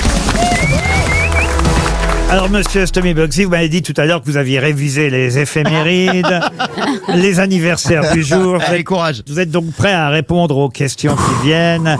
Par exemple, quelqu'un qui a 80 ans aujourd'hui. Vous voyez, quelqu'un qui est né le 11 septembre 1944. Regardez, il a pris des notes en plus. Et c'est quelqu'un qui a obtenu un prix Nobel de physique et qui d'ailleurs est l'oncle d'un chanteur célèbre. Comment s'appelle ce prix Nobel de physique qui fête ses 80 ans aujourd'hui? Oncle d'un chanteur célèbre. Il a le même. C'est l'oncle de Raphaël et c'est Serge Haroche. Excellente réponse de Paul Alcarat. Ah ouais, alors là. Mais je l'avais là. Je suis un fou, moi. Prix Nobel de physique en 2012. Il est l'oncle du chanteur Raphaël, puisque Raphaël s'appelle Raphaël Haroche. Serge Haroche est une des fiertés françaises, physicien français, ayant obtenu un prix Nobel de physique. On lui souhaite donc un bon anniversaire. Parmi les anniversaires du jour, il y a aussi quelqu'un qui fut la voix non seulement, allez, je vais vous aider, de Charlie Chaplin dans Le Dictateur, de Benny Hill dans la série, ou de Kermit la Grenouille dans le Muppet Show. Ah mais oui, Roger Carrel. Roger Carrel, bonne réponse. Alors, lui, il est mort il y a 4 ans, hein, c'est pour lui rendre hommage. La voix d'Hercule Poirot aussi. Et d'Hercule Poirot, bravo. C'était un aussi. génie, Roger Carrel. Eh oui, il était aux grosses têtes de temps en temps aussi, Formidable. Roger Carrel. Il est mort le 11 septembre 2020, il y a donc 4 ans pile aujourd'hui. Et avec Micheline Dax qui faisait Piggy la cochonne, c'était très beau ce coup. Exactement. Alors là, j'ai un homme politique maintenant, qui est né un 11 septembre. Recherchez bien dans vos listes, monsieur. Français. Attendez, mais répondez pas. C'est moi qui dois répondre. D'abord, je dois répondre 3 fois. Si je trouve pas, vous répondez. Attends, 3 fois. T'exagères 3 fois. Il a été ministre des Affaires étrangères, il a été ministre du Commerce extérieur. Raymond Villeneuve. Non, ça en fait un déjà. Il est toujours là. Secrétaire général de la présidence de la République française. Il a d'ailleurs participé au débarquement en Provence en août. Jean Blanc. Non plus, ça en fait 2. Allez, il en reste une. En août 44. Il est mort, ce monsieur. Il est mort, hélas. Et il aurait pu d'ailleurs. Français. Il aurait. Débarquement. Il aurait eu 103 ans aujourd'hui, et s'il avait été vivant, sûrement Monsieur Macron l'aurait pris comme Premier ministre. C'est drôle. Mais ministre des Affaires étrangères sous la présidence de Georges Pompidou. C'est pas Couve de Murville. Vas-y, Tommy. Puis ministre du Commerce extérieur de François Mitterrand, ça c'est Attendez, assez rare. là j'ai un cardinal français. C'est Christian Poncelet. Christian Poncelet, non, puisqu'il a été ministre et sous Pompidou et sous Mitterrand, c'est pas si évident. Vous voyez, Debré. et c'était le en même temps avant l'heure. C'est Manuel Valls. C'est pas Michel Debré. Alors il était petit, hein, on se moquait souvent de sa taille. Non, mais vous le connaissez sûrement. Hein. Eh ben, Nikita Khrouchtchev. Salvador Allende. On a les 3 du jour. En tout cas, c'est son anniversaire aujourd'hui. Enfin, c'est d'ailleurs l'ironie du destin, parce que cet homme politique qui fut ministre sous Pompidou est mort à l'âge de 80 ans à l'hôpital Pompidou, vous voyez, où il avait été admis suite à une hémorragie cérébrale. Il était ministre de quoi déjà? Alors, il a été ministre des Affaires extérieures, du Commerce extérieur, ministre des Affaires étrangères. Il est passé au Quai d'Orsay. Il a été secrétaire général du président Pompidou aussi. Est-ce qu'il a donné Ce n'est pas Gaston Palevski? On peut avoir son prénom? Oui, écoutez, si vous cherchez bien, vous pouvez l'avoir. C'est un prénom français classique. Ouais, oui. François. Il vient d'être prononcé d'ailleurs. En tout cas, c'est pas Louise de Savoie qu'on vient Alors c'est Gaston Defer. Non, Gaston Il vient Defer, d'être non. prononcé dans les propositions. C'est Ariel qui a dit le prénom. Ah, voilà. Alors Gaston moi, je vous ai parlé de Michel Poniatowski. Elle a dit Nikita Khrouchtchev. C'est Michel. Et Michel Jobert. Non, Michel Jobert.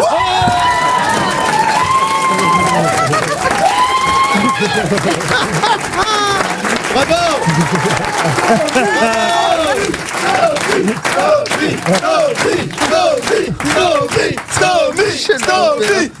Eh oui, je vous avais dit que j'avais toute l'émission. Vous avez mis un peu de temps quand même.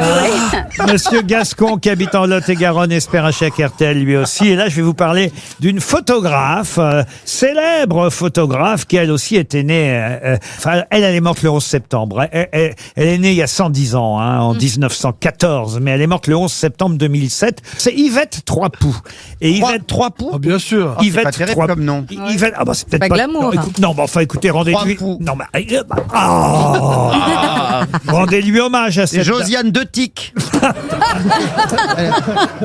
Si vous aviez bien révisé dans la liste du jour, vous auriez vu qu'il y avait effectivement le nom de Madame... Josiane 4 Morpion. Non. Arrête. Le nom de Madame Yvette Troipoux, qui était photographe. La question, c'est tout simple.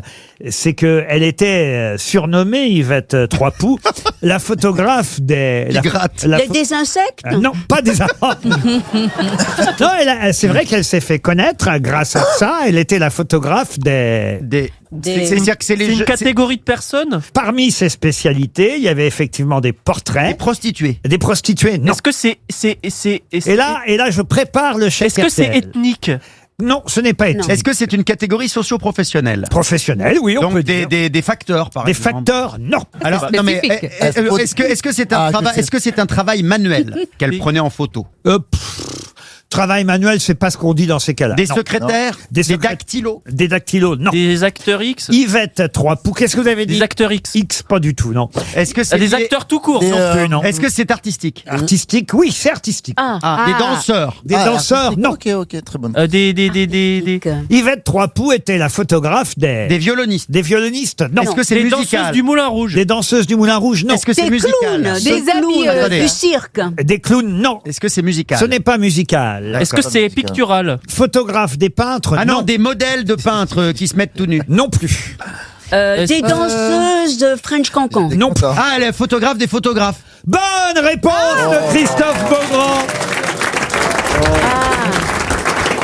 C'était ça le piège. Oh là là. Elle était la photographe des photographes. Elle a effectivement réalisé les portraits photographiques de Gisèle Freund, de Robert Doisneau, d'Helmut Newton et de bien d'autres photographes. On la surnommait la photographe des photographes. Il est malin ce Beaugrand.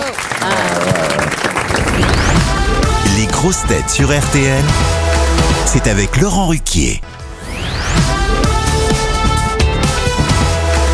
Pour Gilles Dervaux, qui habite Saint-Quentin dans l'Aisne, qui est parti avec Jean Boson vers Duraz et n'est jamais revenu.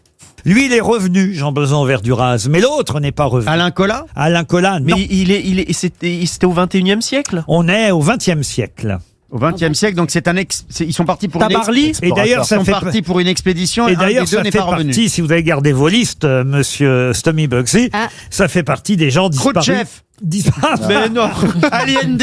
Ça fait partie des gens disparus un 11 septembre. Il y avait un matador là. C'était quoi ton matador? Et d'ailleurs, quand il a disparu, il y a eu... Quelle année déjà? Ah, j'ai pas donné l'année, ce serait trop facile. Il y a eu dans toutes les écoles françaises comme une sorte de cantique. On s'est inspiré du cantique d'Edmond Rostand, cantique de l'aile. Ah, Guidemer. Comment vous dites? Georges Guidemer. Excellente réponse de Paul Elkarat. Vous pouvez expliquer?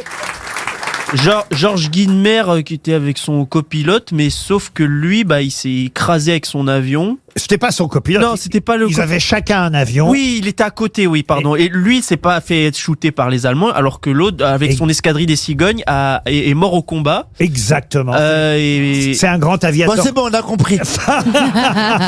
C'est un grand aviateur français mort au combat, Georges Guidemer, le 11 septembre 1917. Effectivement, le matin, il partait avec son camarade pilote Jean Boson vers Duras, chacun à bord de son avion. Et il n'y en a qu'un des deux qui est revenu. Comme quoi, le 11 septembre, ça portait pas bonheur à l'aviation. Ça, c'est vrai. Dans toutes les écoles françaises, on a appris, ces quelques vers adaptés d'un cantique d'Edmond Rostand. Gloire à celui qui part et puis que plus jamais on ne voit reparaître. Nul ne l'a rapporté, nul ne l'a vu descendre. Ah, c'est qu'il est peut-être monté. C'est un bel hommage quand même qu'on apprenait aux écoliers. Je suis presque ému. À l'époque. En tout cas, c'est une bonne réponse de Paul Elkarat. C'est bien Georges Guidemer. Jules Durand était un syndicaliste qui, lui, fut arrêté le 11 septembre 1910. Il fut d'ailleurs à l'origine d'une grave erreur judiciaire. qu'on appelait à l'époque l'affaire Dreyfus du monde du travail. Jules Durand, qui fut finalement innocenté après avoir été accusé d'un assassinat de chef d'équipe non gréviste pendant une grève sur le port du Havre. Jules Durand a été gracié partiellement, libéré en février 1911, totalement innocenté quelques années plus tard en 1918, mais brisé par cette affaire qu'on a appelée l'affaire Jules Durand. Il a fini par mourir dans un asile psychiatrique en 1926. Ça a été un grand scandale judiciaire, cette affaire Jules Durand, et d'ailleurs ça a inspiré une pièce de théâtre à un dramaturge célèbre. Lequel? Ah, mais vous voulez dire il n'a pas tué finalement? Ah non, il n'avait pas tué. Ah, voilà. Alors ça, je peux vous dire qu'au Havre, tout le monde connaissait cette histoire. Une pièce d'Armand Salacrou. Une pièce d'Armand Salacrou. Bonne réponse. Bravo. L'archipel le Noir. Ça s'appelait Boulevard Durand, Boulevard la pièce. Durand. Boulevard Durand. Mais quel rapport avec le 11 septembre? Le Havre. Je vous ai dit, il a été arrêté le 11 septembre C'est pour ça que c'était dans 1910, Jules Durand. Mais si vous voulez une naissance à 11 septembre, j'en ai une autre là dans vos listes. Tiens. Non, parce que c'est un nom qu'on peut retenir. Il a été important pour l'éducation nationale.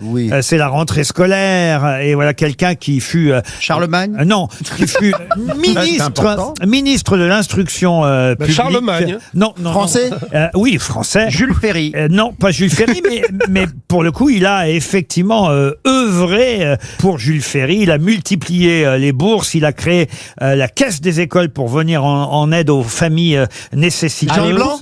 Non. Ah, les bourses, il va trouver. Il a mis en œuvre un projet très ambitieux d'enseignement laïque, gratuit et obligatoire. Il a donné son nom à des établissements scolaires. Repris ensuite par Jules Ferry, et c'est vrai qu'on retient plus facilement le nom de Jules Ferry. Oui, c'est pas juste. Alors que le premier à y avoir pensé, c'était un autre, cet homme politique, historien français, né effectivement le 10 septembre 1811. Le 10 ou 10 ou 11 10 ou 11. Alors 10 ou 11. Ah, c'est pour ça. Non, parce que là, du coup, Donc ça n'est c'est pas annulé. Louis Blanc. La question est annulée. Dans la nuit du 10 au 11. Alors, est-ce Louis qu'il a, Blanc, est-ce qu'il a donné son nom à un établissement scolaire? Ah oui, il y a des établissements scolaires qui portent son nom. Et je vous dis, il a été ministre français de l'instruction publique sous Napoléon III.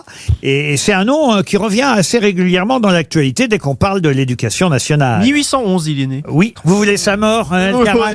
Oui, donnez la mort. Oui, parce que là, comme ça réglera le problème. Vu qu'on n'a pas le nom de cette personne. Alors, il est né en 1811 et il est mort en 1894. Non, tu n'as pas d'idée. Paul est fatigué, c'est plus le Paul qu'on a connu. Hein. Il était meilleur à l'époque de Reichmann. Paul, on attend, Paul. C'est son anniversaire. Ah bah oui, c'est son anniversaire. C'était peut-être hier. Ah non, mais je vous jure qu'il est souvent cité par les ministres de l'Éducation comme le premier, avant effectivement Jules Ferry, à avoir œuvré pour la laïcité, pour les bourses. C'est très drôle parce que comme j'arrive à lire parfois difficilement sans mes lunettes, ce matin j'avais posé mes lunettes et je vois, comme Jules Ferry, il a multiplié les bourdes. Et après, j'ai compris que c'était pas les bourdes, mais les bourses. C'est Camissé? Ah non, c'est pas Camissé, non. C'est... Non, mais c'est bien, vous voyez, les venants. Edgar Quinet? Ah non, Edgar Quinet, le petit Quinet, non. Le petit Quinet. Ah, on l'a pas. Si, oui, si c'est le 10 septembre, on va pas trouver. Si. C'est le 10 septembre. Tu l'as pas sur la fiche Wikipédia, c'est le 10 septembre.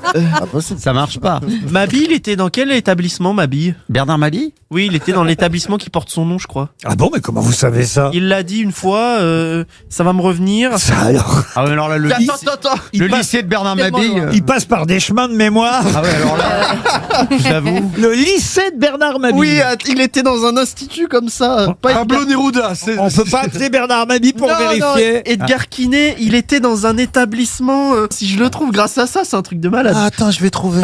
Et effectivement, il y a un lycée qui porte son nom à Paris. Mais oui, il était dedans, je suis sûr. Il est dans quel quartier? Germain Pilon. C'est quoi les initiales? Comment vous dites? Germain Pilon. Germain Pilon. C'est ça? Non. Il y a cru. C'est quoi ces initiales? Ah non, vous n'aurez pas les initiales. On va Est-ce donner. que le prénom va nous aider? Le prénom. On va donner un chèque RTL. Attendez, non, donne pas. On n'a pas donné beaucoup de chèques. Mais non, mais je le sais. Guillaume, non, c'est On pas essaie Guillaume d'appeler Bernard Apollinaire. Mabille. Ça sonne. super. C'est l'appel à un ami. Ah, Bernard. Bernard, il y a Paul Elkarat qui voulait te poser une question. Bonjour Bernard. Bonjour Bernard. Bernard, Alors on le réveille. j'ai un trou de mémoire. C'est quoi Attends, Bernard, il est- François de Cossé-Prissac. Posez la question à Bernard. J'ai un trou de mémoire, Bernard. La dernière fois que j'ai donné son nom, tu avais dit que tu avais été dans ce lycée à Paris. Quel est le nom de ton Oui. lycée à Paris? Tu avais été dans un établissement qui porte son nom. J'avais donné son nom. Tu avais dit ah mais oui, j'ai été dans cet établissement qui porte le nom. Et c'est Cardon. Non, un autre, qui était ministre de l'instruction publique. Ça marche. Ministre de l'instruction publique. Alors, je sais pas, écoute, j'ai fait tellement de lycée. Alors, si vous vous rappelez pas dans quelle école... Cites-en un autre. Dans quelle école vous êtes allé, Bernard? Bah, je fais le lycée Cardon. Non, mais un autre, peut-être c'était pas un lycée, Mais un écoutez, collège. Laissez Bernard tranquille, il C'était pas était lui, tranquillement en peut-être. train de regarder Slam, voilà. Oui, Et là, voilà, vous nous le voilà, réveillez. voilà. C'est pas gentil. Et en plus, j'allais répondre. Ah, vous êtes...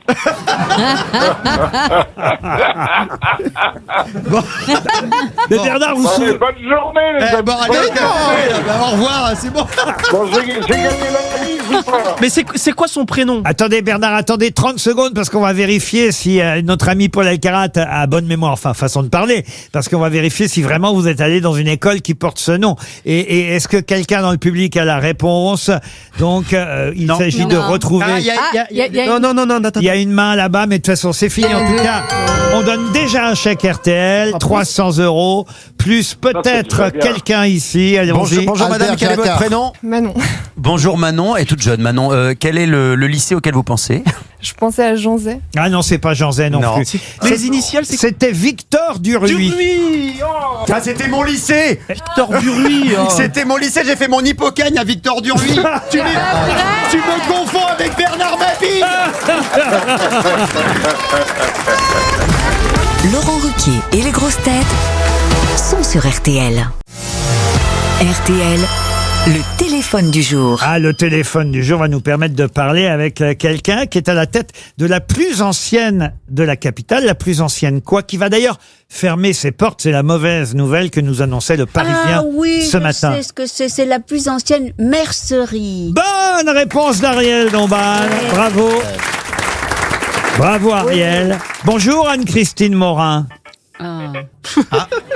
C'est Nono le petit C'est robot. passage Choiseul. Ça a définitivement fermé, manifestement. Visiblement. Madame Morin. Ça capte mal. Bah remarquez, c'est peut-être la plus ancienne mercière en même temps qu'on devait avoir Ah au oui. téléphone. Elle est peut-être sourde. là. Et Ultramode, qui se trouve rue de Choiseul, dans le 2e arrondissement de Paris, va fermer ses portes. Alors bon, mais une partie de cette mercerie va fermer, mais il y en a une autre en face qui restera manifestement ouverte. Ah, c'était Et- en 2 morceaux? Oui, elle existe depuis 1840, mais ça me permet de poser une question subsidiaire, puisque tant pis, on n'a pas notre interlocutrice en ligne. Comment appelle-t-on l'ensemble des productions en fil de toute nature qu'on vend, évidemment, dans une mercerie? Que ce soit des cordons, de la dentelle, La mégisserie. des boutonnières, des franges, des liserés ou du ruban. La mégisserie. La mégisserie, non. Des fils. Ça, c'est des animaux, la mégisserie, monsieur. oui. Paul Mais c'est Alcarat. Oui, c'est en thon. Ah oui, non, c'est pas du tout de la mégisserie. Est-ce que c'est un nom qu'on utilise assez couramment? Ah bah quand on fait de la couture. La marqueterie. Ah oui, mais alors moi... La marqueterie. Ah, la Ah marqueterie, ben non, non. c'est pas ça. Ah, je l'ai La au- maroquinerie. Ah, non. Mais non, elle est bête celle-là. Écoute, j'ai plus rien à perdre, j'ai pas trouvé. Maroquinerie. C'est l'art d'exécuter un grand nombre de petits ouvrages et en couture, effectivement, on appelle La ça passementerie. la passementerie. Bonne réponse. Bah voilà. Mais tu cartonnes aujourd'hui. Il suffisait de demander à un spécialiste. Voilà, c'était la passementerie. Passementerie. Bah oui, elle est pas la maroquinerie, elle est quand même cruche là, le carat. Non mais j'allais le donner, mais plus La tard. passementerie. Et pendant ce temps-là, on a retrouvé Madame Morin. Bonjour. Oui, bonjour. Et vous en vendez de la passementerie, Madame Morin? Je vends, oui, de la passementerie, des galons, des boutons, des rubans, des fils, des aiguilles, tout ça. Et ça ferme quand, alors, cette mercerie, la plus ancienne mercerie de la capitale? Alors, on ferme qu'une partie de la mercerie. On Ah. ferme que la partie de passementerie, galons, fournitures pour les chapeaux, etc. Alors, on a la chance de garder la deuxième boutique qui se trouve juste en face. C'est bien ce qui me semblait. Mais malheureusement, il y a quand même une énorme partie donc qui va fermer ses portes, qui est une partie historique, qui a presque 200 ans. Voilà, donc 1830, en fait, on a des documents de l'époque et malheureusement, effectivement, notre propriétaire souhaite récupérer la totalité de l'immeuble. Et donc, on se retrouve évincé. Mais j'imagine que vous avez écrit à Madame Hidalgo qui a dû vous répondre. Ah ben malheureusement non, on n'a pas de réponse de la mairie de Paris. Donc, elle était occupée. Écoutez, elle sort de l'eau et elle vous rappelle. Non. Ah ben c'est ça. Elle était sur scène. Madame, je peux régler votre problème si vous voulez. Pourquoi? Qui est-ce qui peut régler mon problème? Stomy Bugsy. Stomy Bugsy, pourquoi vous pouvez J'ai plein de copains influents qui peuvent aller parler au propriétaire si vous voulez. Et un peu costaud. Le propriétaire. Et qui viennent de Sarcelles. C'est non, vous voulez pas, madame? Les propriétaires, c'est la caisse de retraite des anciens combattants, c'est ça, hein? Eh ben. Tout à fait, tout à fait. Et en tout cas, cette mercerie a inspiré Zola, je crois, pour son roman Au bonheur des dames. Luc Besson y a tourné quelques séquences de son film Adèle Blanc-Sec. J'espère que grâce à nous... Et du dernier va sortir. Alors très bien. Et j'espère que grâce à nous, cette partie, parce que j'ai bien compris, c'est pas tout le magasin, mais cette partie, on va dire un côté du trottoir de la mercerie, va rester ouverte grâce à nous. Ça s'appelle Ultramode, une mercerie qui a plus de 200 ans à Paris. On vous remercie, Madame Morin.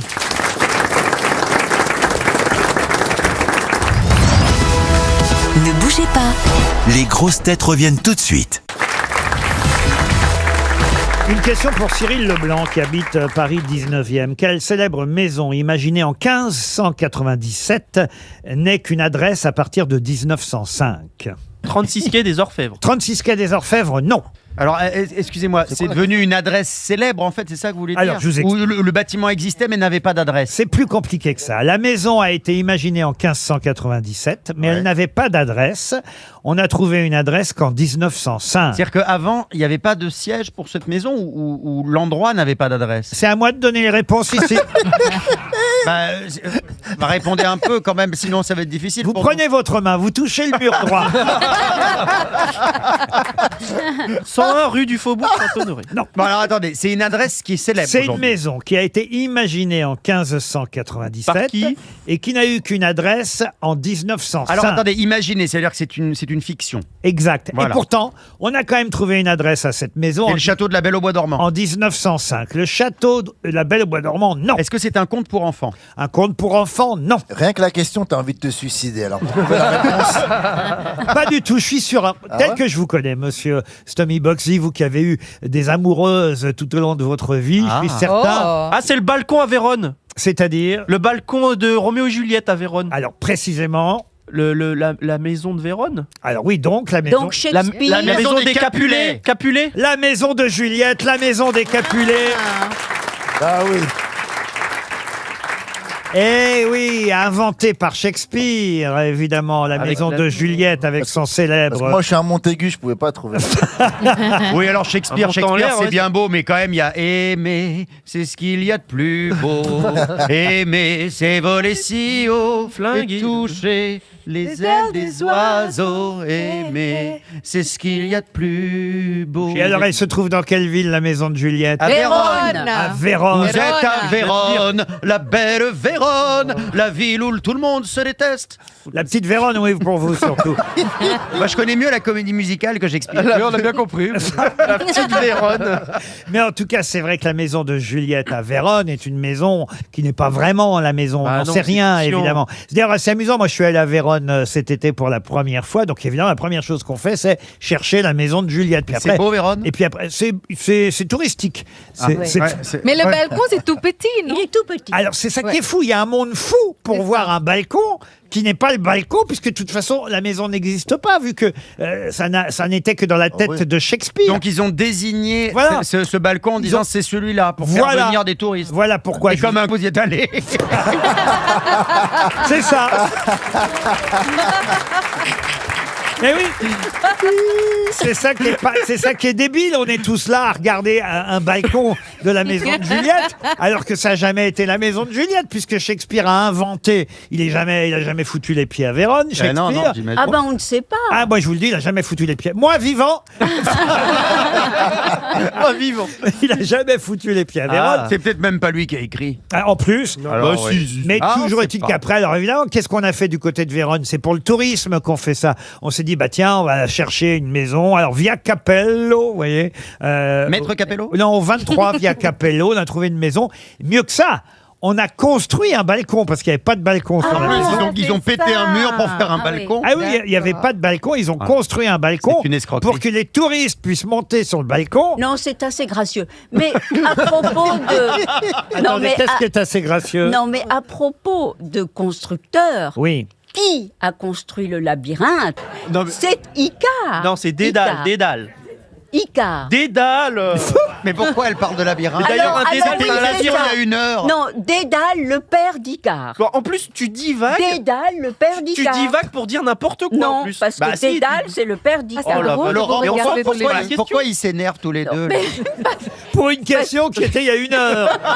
Et en plus, elle se trompe. Mais non, je me trompe Mais si, pas. t'as dit que Ils ont Non, morflé Roméo et parce que Juliette. comment Ils ont morflé Exterminez-la. Ils ont Non. morflé Roméo et Juliette. Comment est-ce que Icare est sorti du labyrinthe?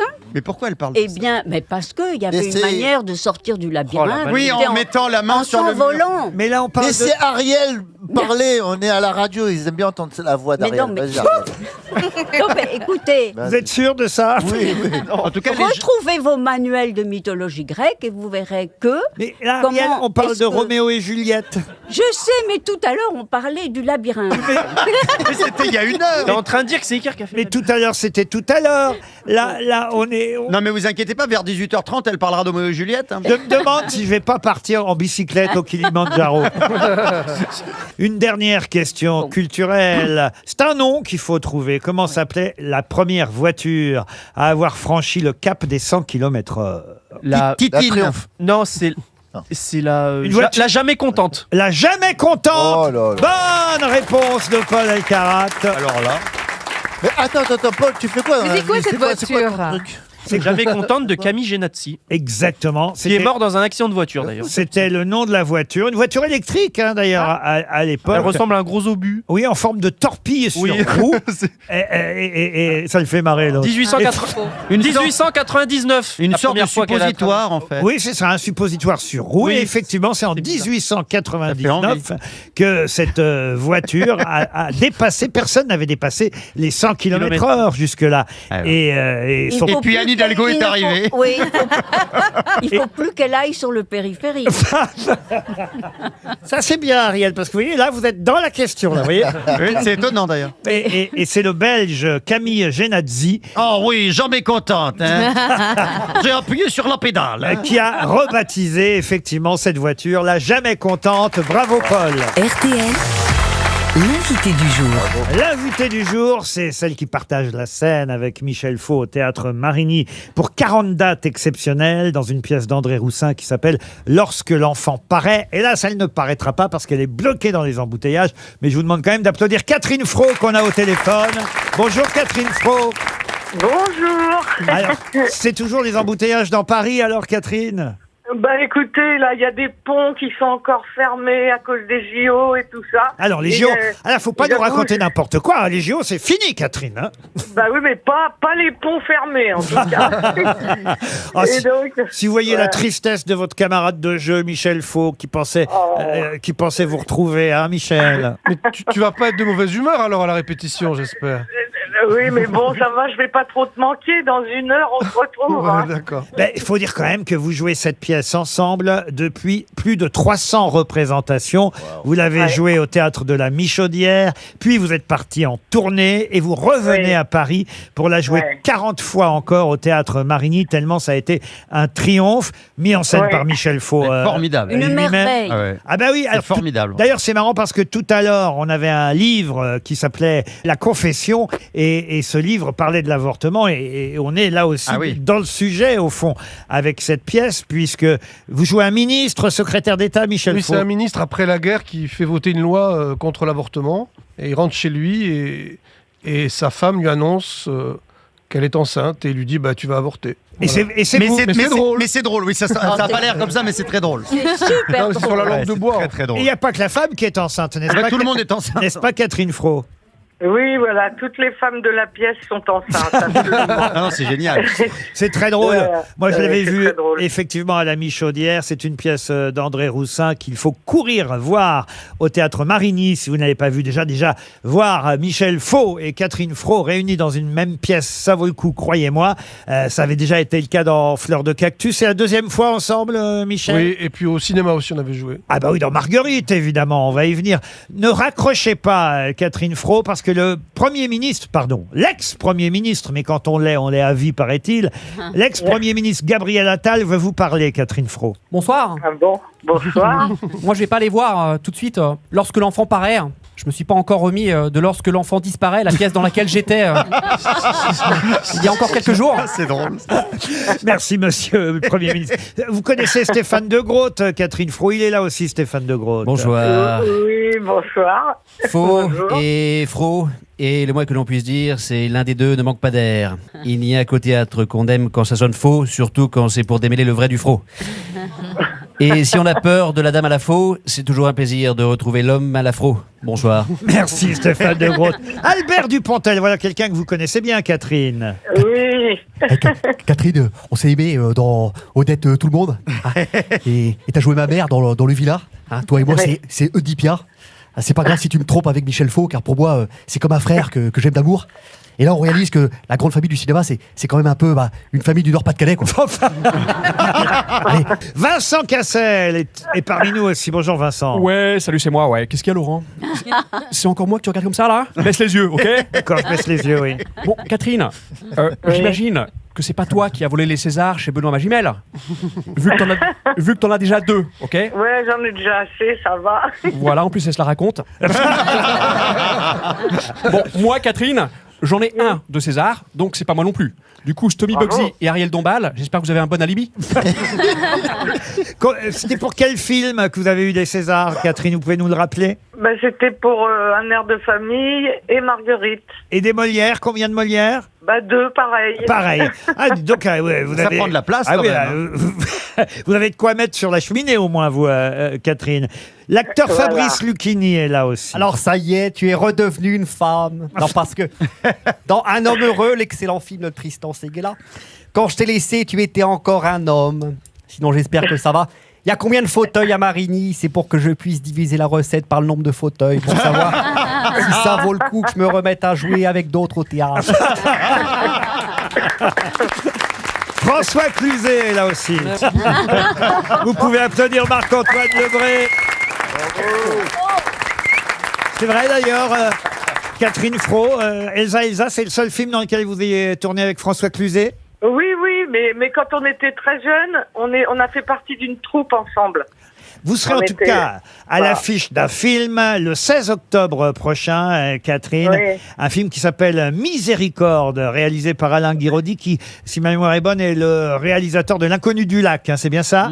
Tout à fait. Et vous êtes à la campagne, là, dans un petit village, et vous allez, vous êtes veuve, je crois, dans ce film. Voilà, je suis veuve et c'est l'arrivée d'un jeune garçon qui dérange dans le village. Voilà. Et il y a une disparition mystérieuse. La maison est proche d'une forêt. On va pas en dire beaucoup plus. Et il y a, on va dire, un curé, un abbé étrange aussi. Voilà. Puis il y a la police, il y a un abbé, il y a quelque chose qui a à voir avec le bien et le mal. Et c'est une histoire, c'est une comédie dramatique en fait. Il y a vraiment un univers savoureux. Il y a même des embouteillages à cause de JO. Miséricorde, Miséricorde, c'est le titre du film qui sortira le 16 octobre prochain avec Catherine Fro. Mais en tout cas, si vous voulez applaudir Catherine au théâtre avec Michel Faux, c'est le duo gagnant de Lorsque l'enfant paraît, la pièce d'André Roussin qui reprend pour 40 dates exceptionnelles au théâtre Marigny. Merci quand même de nous avoir appelés dans les embouteillages, Catherine Fro. Désolé de ne pas être avec vous, j'aurais bien aimé. Ben oui, parce que de toute façon, vous avez perdu la valise, je vous le dis, Catherine. Et on se retrouve dans un instant pour la valise RTL. RTL, la valise.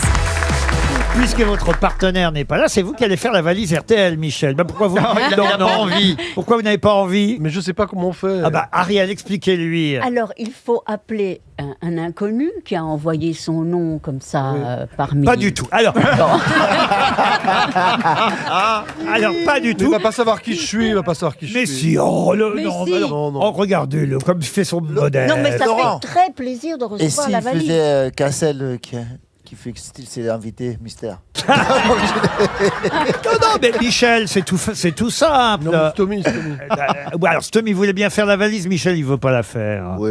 Ah bon, alors Stomy, vous faites la valise. Ah, lui, il dit oui. Il dit, ah bah, C'est un gars pratique. Je sais pas qu'est-ce qu'il faut faire, mais on va faire la... On y va. Il faut que tu dises bonjour. Est-ce que vous connaissez Voilà. le contenu de la valise? Oui. Et le montant. Michel a au moins le contenu de la valise, le montant. Michel, vous pouvez au moins me donner un numéro de 1 à 20. 4. Le 4.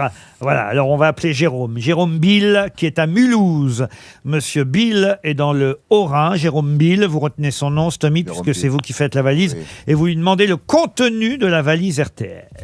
Et je signale d'ailleurs pendant ce temps-là que demain, nous enregistrerons au Mans avec s'appelle déjà la super... Oh bah, je viens de vous le dire. Jérôme Bill. Avec la super valise RTL. Demain, il y aura 13 000 € cash dans la valise. C'est énorme. Et si vous voulez gagner 13 000 € cash, il faut envoyer le mot valise au 74 900. 13 000 €. Un jour de salaire. Un message, s'il vous plaît. Oh là, Une fois votre message enregistré, c'est foutu. Un autre vous numéro, pouvez monsieur raccrocher. Faux. Le 2. Le numéro 2. On va appeler Bruno Igual. Et je rappelle pendant ce temps que si vous voulez vous inscrire pour la valise RTL à 13 000 €, il faut envoyer par SMS le mot valise au 74 900, 75 centimes par SMS. C'est ce que ça vous coûtera. Mais vous n'aurez pas le droit, je vous le rappelle, de faire plus de 4 SMS pour vous inscrire. Ça sonne chez Bruno Igual pendant ce temps-là, en Haute-Garonne. Oh là. Alors là, il n'y a pas 13 000 €, hein, il y a 1 069 € dans la valise et 2 choses. Non. Bonjour, vous êtes sur Ah la là, il n'y a rien qui marche aujourd'hui. Ah, Michel Faux choisit très mal les numéros. Ah ouais. Si, là, je veux bien choisir les numéros. Ça va. Ça. Ah oui, alors il y a un autre. Le 9. Le 9. C'est Muriel Weber. Elle habite en Saône-et-Loire. Elle va répondre, je sais. Eh bien oui, Muriel, elle va répondre à Péreuil. Elle habite Péreuil dans le 71. Ah oui. Saône-et-Loire. Vas-y, ma Muriel.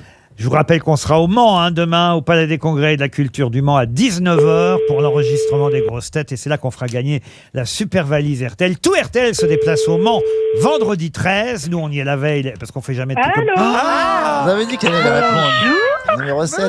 Bonjour Muriel, ça va bien? Ça va bien, merci et vous? Alors, je suis Stomy Bugsy, vous êtes bien sur RTL. Oui. On est dans la fameuse émission mythique Les Grosses Têtes. Super.